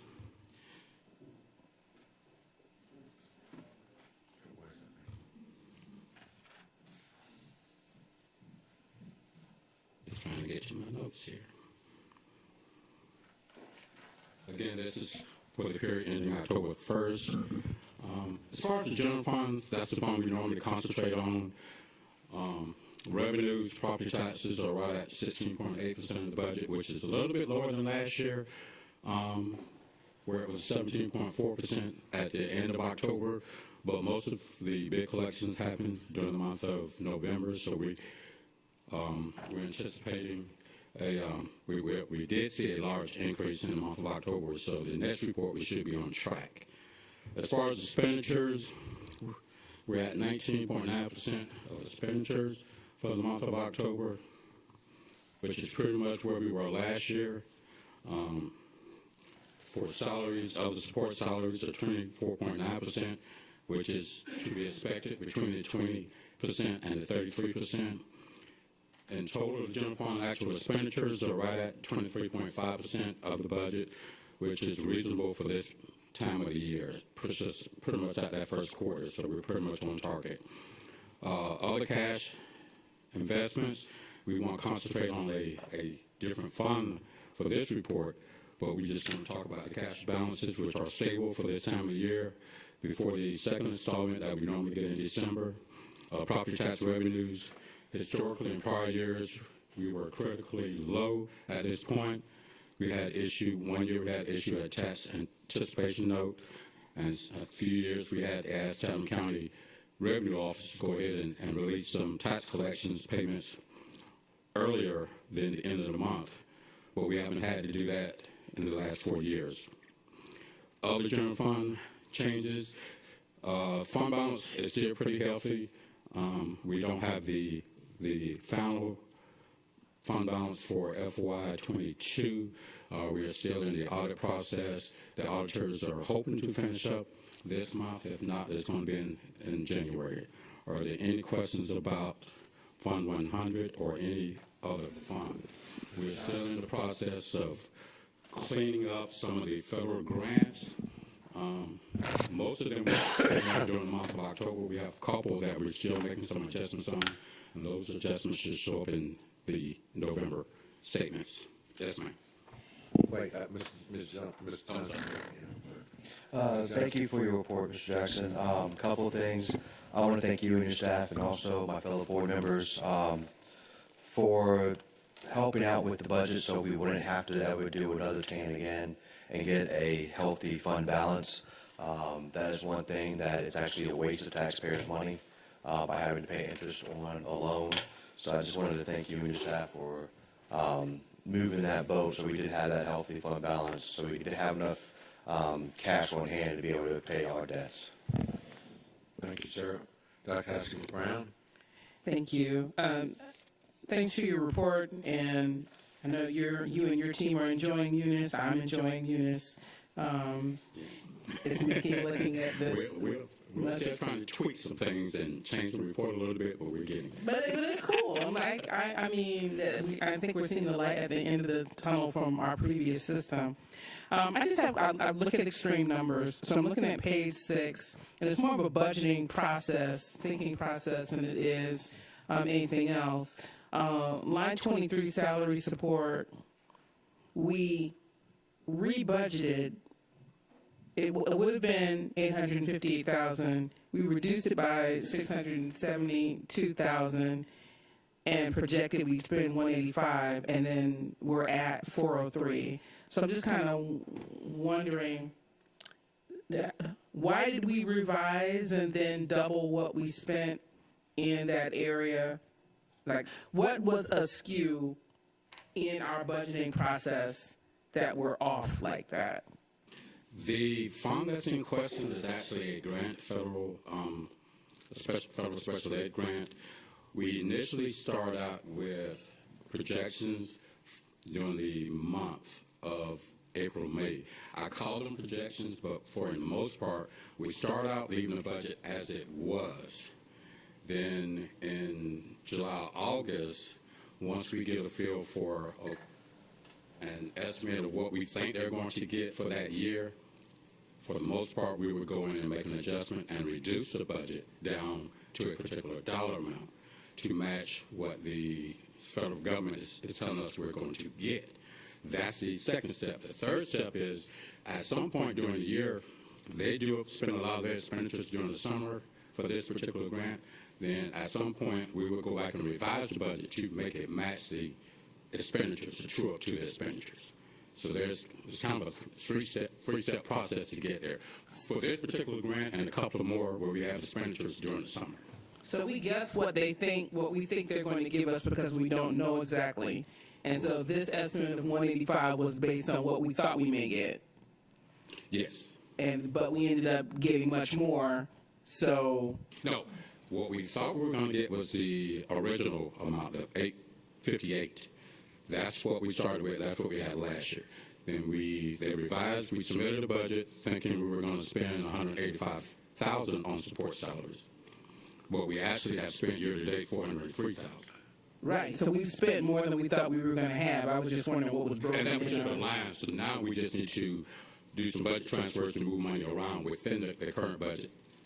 Okay. Can I take you on with me so you can like move money around in my budget and make some things that I want up here? I mean, I understand what you're saying. I'm just being devilish.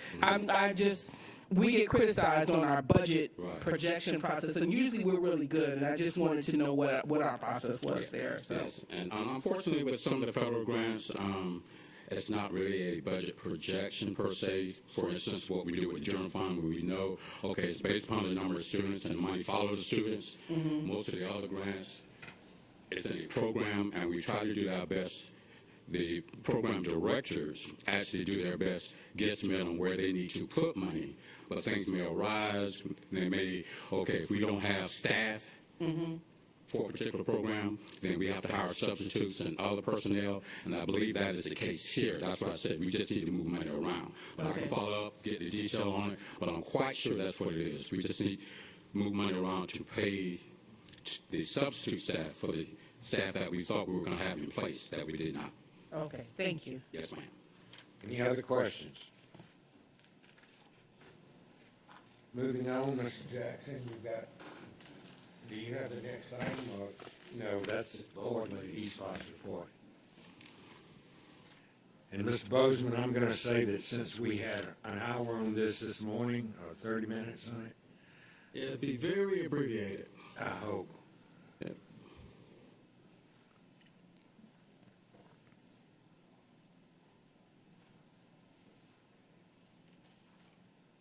All right, so this is on Go 5, fiscal responsibility and resource stewardship.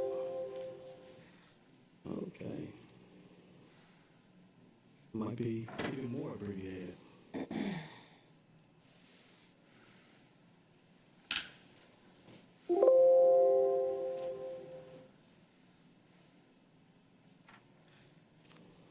Okay.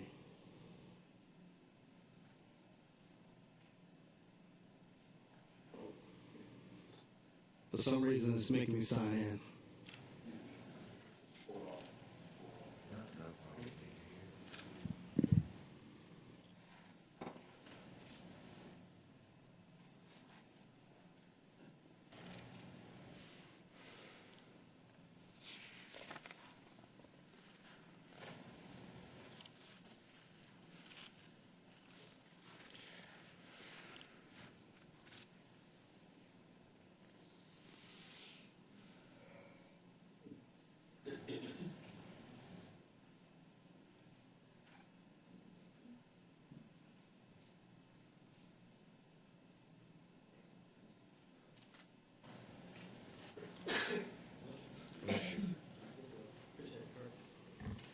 All right, so we'll start with the E3 budget. E3 is coming to an end, and basically what is left is new construction on the K8 and some Pulaski and also Golly Station, and some HVAC projects that's left on this one. So we expect to close this out in 2024, and so we're looking pretty good on this particular budget. We go to our E4 budget. Again, in year 2025 and 2026, we go negative. We're really not concerned about that because basically we're getting about $3 million more than what we had anticipated. And so Typically, like this budget here, when we started out our program, that bell curve was similar to that. So really, the revenues is going to catch up with our expenditures. So we feel pretty confident that we will have enough funding to be able to do everything we want to do. Don't expect any salmon projects. On the new construction on the K-12, that project is scheduled to open in August 2023. However, looking at some of the milestones from 3 of the milestones that we track, the CTAE milestones are behind schedule, as well as the site work is behind schedule. We will be presenting analysis to the board that we got from LS3P on where we're going to end up on that particular schedule. And so we'll be doing that and giving a brief update at CIC. For Windsor Forest, that particular project is going very well. We expect to start some of the summer work in terms of the parking lot this year. And so Jay Dunn is on record being the CMR. And so we should have a final design here pretty soon. And then Jacob G. Smith, we're doing an evaluation, as we said in previous updates, that particular site is less than 5 acres. It requires at least, Georgia DOE requires at least 5 acres. We're looking at the programming and making sure that everything can fit inside that programming. So we'll be bringing back a recommendation for that particular site as it relates to Jacob G. Smith. Once we finish all the programming, making sure that we can do, one of the things that we are very concerned about is the circulation of the traffic that is built up into that community. So we want to make sure that with a less than a 5 acre site, that we can put everything on that particular site and be responsive to the community, because we know that's going to be an issue if we can't do that. So we'll be bringing back that site evaluation back to you. We got the final numbers from Buckley. We asked additional information about the circulation, because what they gave us, it left a lot of cars in the neighborhood, and we told them that was not going to work. In the design and replacement of the Bloomingdale Elementary School, that project, basically we're asking for 1,000 FTE. I don't know if we're going to be able to get that, but that's what we're asking for because of the growth out there in that community.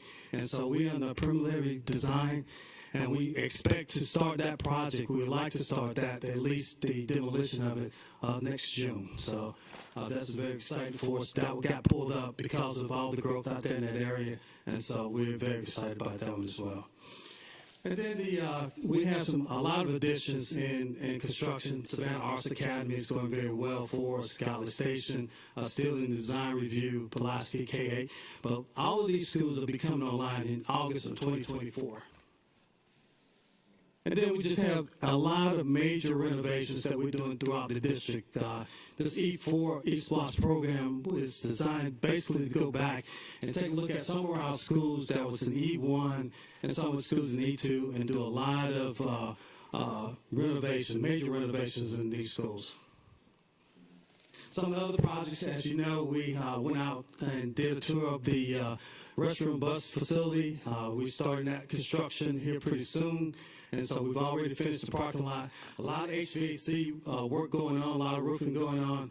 We do have some security projects that's going on as well as a lot of cafeteria renovation, to include Oakland Island construction as well. So we sprinkle dollars just about in every part of the county, to making sure that we are going and reinvesting back into our communities. And so this shows you the number of projects that we have, that we are being very responsive to what the community has told us that we was going to do. And so there's a lot of projects that's online that we're doing. Subject to your questions, Dr. Buck, that concludes my presentation. Questions from board members? Mr. Johnson. I just have one question. On here, you do not have where the synthetic turf for the playgrounds for Garrison White Bluff, where that is currently. It's in site work. Okay, thank you. Any other? Oh, Ms. Hall, I'm sorry. Just one question, Mr. Bozeman. I know and I see from when we get a little further down to the Bloomingdale replacement, I know that we're being very proactive in including our LMWBE partners in all of these projects, why don't we list them anymore? Is there a particular reason that we're not showing the partnerships with the CMRs and all? No, we can go back and start doing that. Normally, we want to make sure that if it's a CMR, they may not have picked their teams, but once they pick their teams, we can go back and start listing those. Oh, okay. All right, yeah, I think it does us a good public service when that's visible. Thank you. Yeah, and so we're very proud of that. That's on Bloomingdale, Brownstone, and another contractor that used to work for Pat Mathis and Pelote is actually on that particular contract. So we have two LMWBs on that particular project.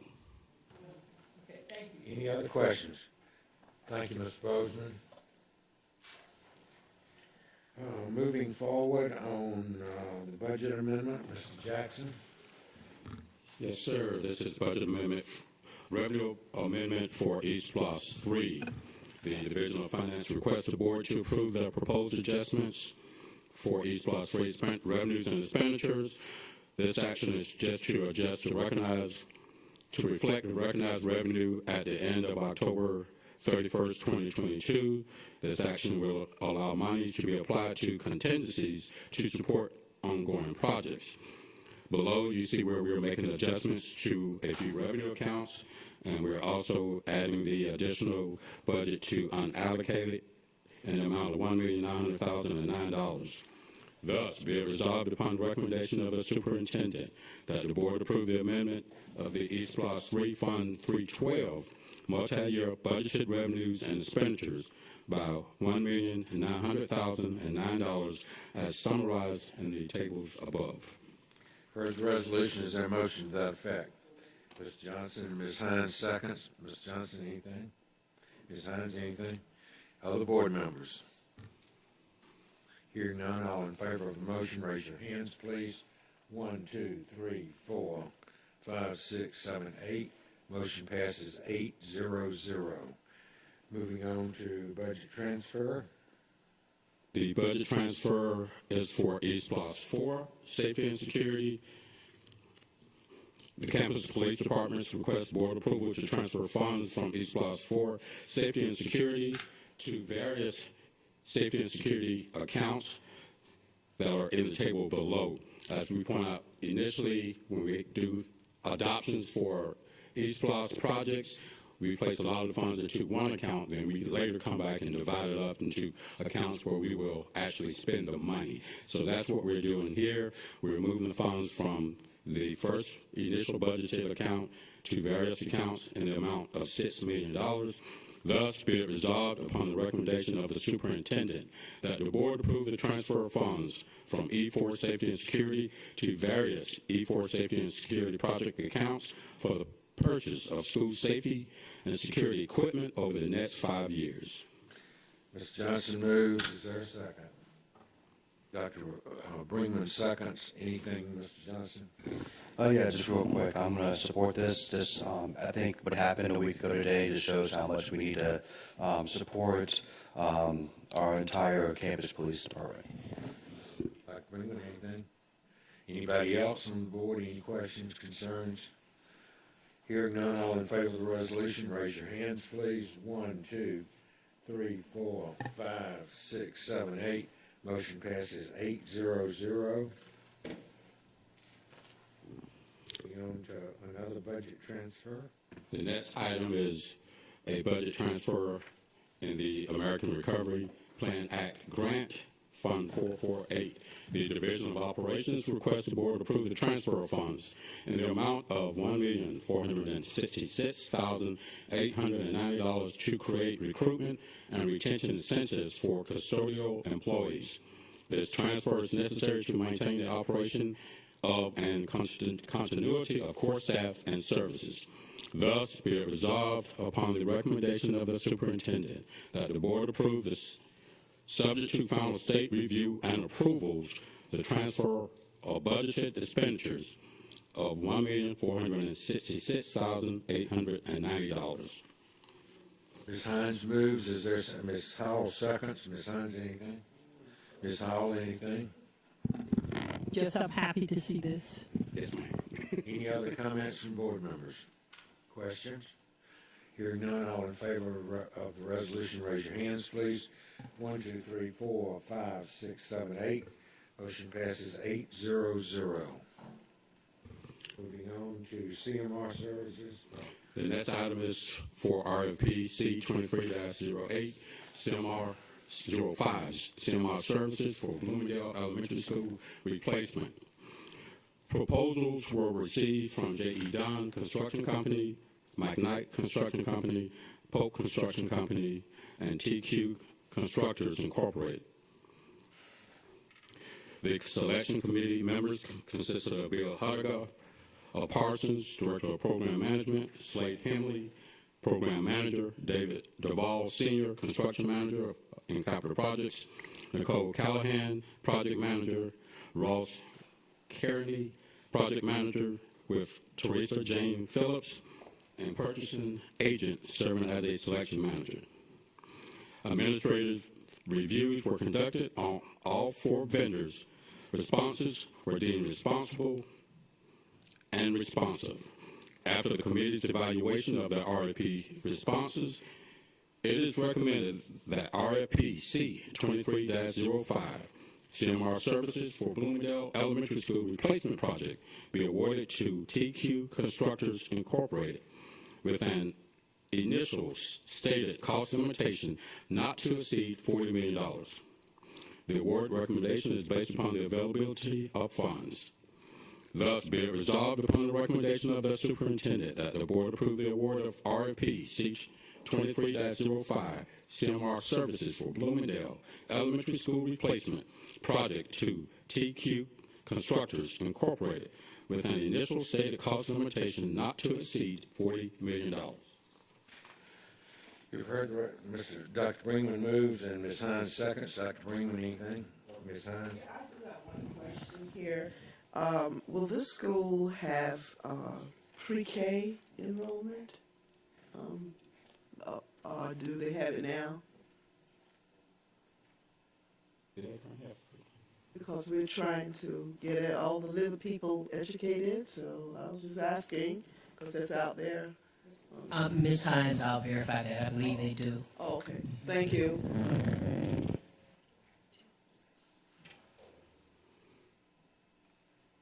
have it on here.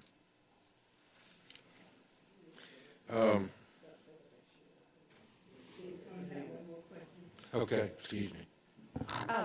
The TQ Constructors, have they done work for the district before? They have, okay. Okay, sorry, I'm just not as familiar with them as somebody else. White Bluff. Oh, well, that was before my time. Okay, thank you. I know, but I was just doing this one next. Oh, okay. I think you jumped one. Oh, I'm sorry. I was going to mention that as well. I just want to say I'm just very glad to see that we are getting these things in process for Bloomingdale Elementary. It's been a long time coming.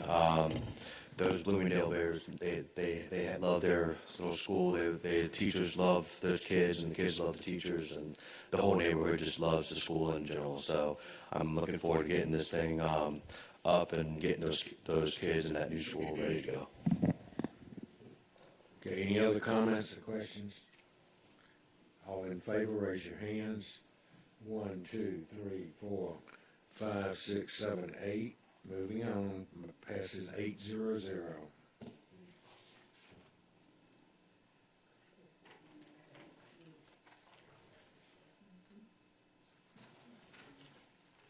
Skip to design professional. You skip. 10.06.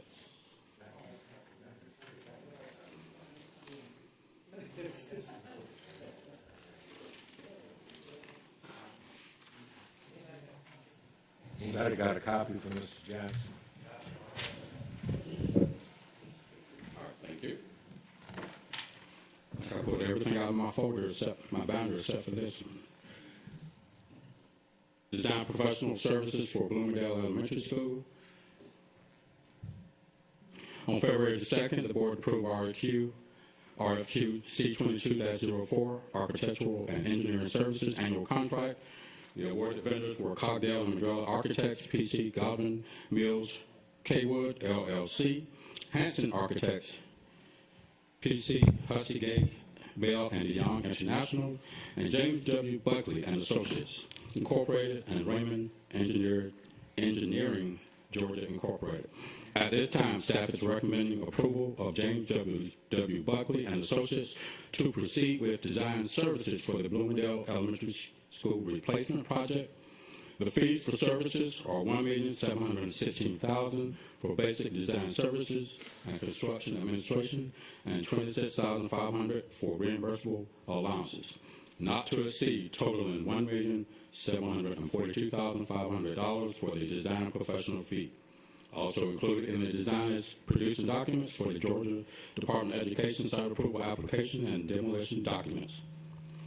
Thus, be it resolved upon the recommendation of the superintendent that the board approve the contract with James W. Buckley and Associate for design services for Bloomingdale Elementary School Replacement Project for a total design professional fee of $1,742,500. Heard the recommendation. Is there a motion? Moved by Mr. Johnson, second by Dr. Howard Hall. Ms. Johnson, anything? Dr. Howard Hall, anything? Any other? Ms. Hall. Yes, Mr. Jackson, instead of saying the proposed vendors, it says the awarded vendors. That sounds like, you see what I'm saying? That just means they're all qualified as awarded? Yes. Not that they're all being awarded. The RFP, we selected those vendors that we could choose from for upcoming projects. I see. Okay. Thank you. Yes, ma'am. Any other comments, questions? Hearing none, all in favor of the motion, raise your hands, please. 1, 2, 3, 4, 5, 6, 7, 8. Motion passes 8-0-0. Moving on to this next area. Last month, we tabled a construction change order motion number 59. We're going to discuss at this point removing that from the table. If I get a motion to that effect, we will then, yes? I move that we remove construction. Seconded by Dr. Hoskins and Ms. Hall. Any comments from board members? Takes only a simple majority to remove from the table. Any comments?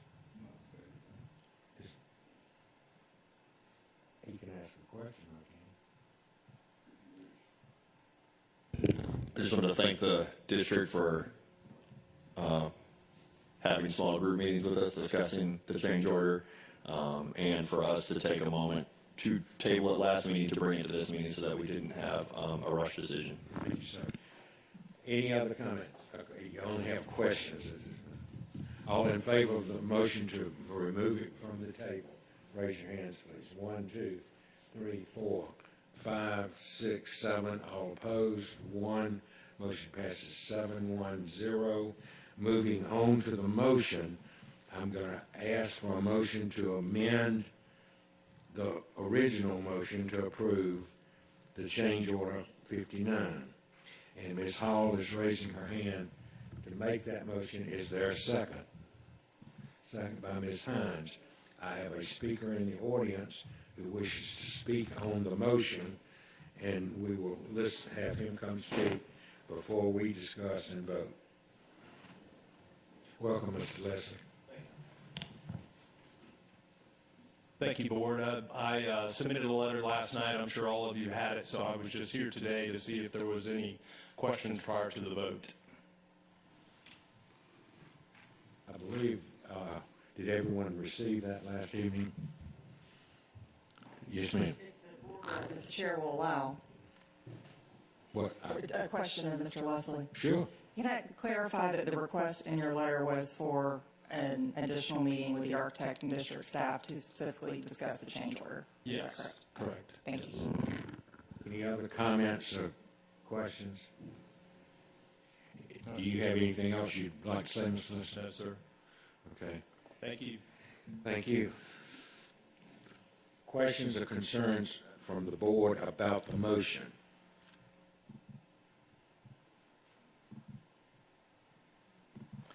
Hearing none, we have a motion on the floor. All in favor of moving to approve the construction change order number 59 is recommended by the superintendent and is presented at the meeting. Raise your hands, please. 1, 2, 3, 4, 5, 6, 7. All opposed? 1. Motion passes 7, 1, 0. The last item is 1010, Environmental Protection Agency.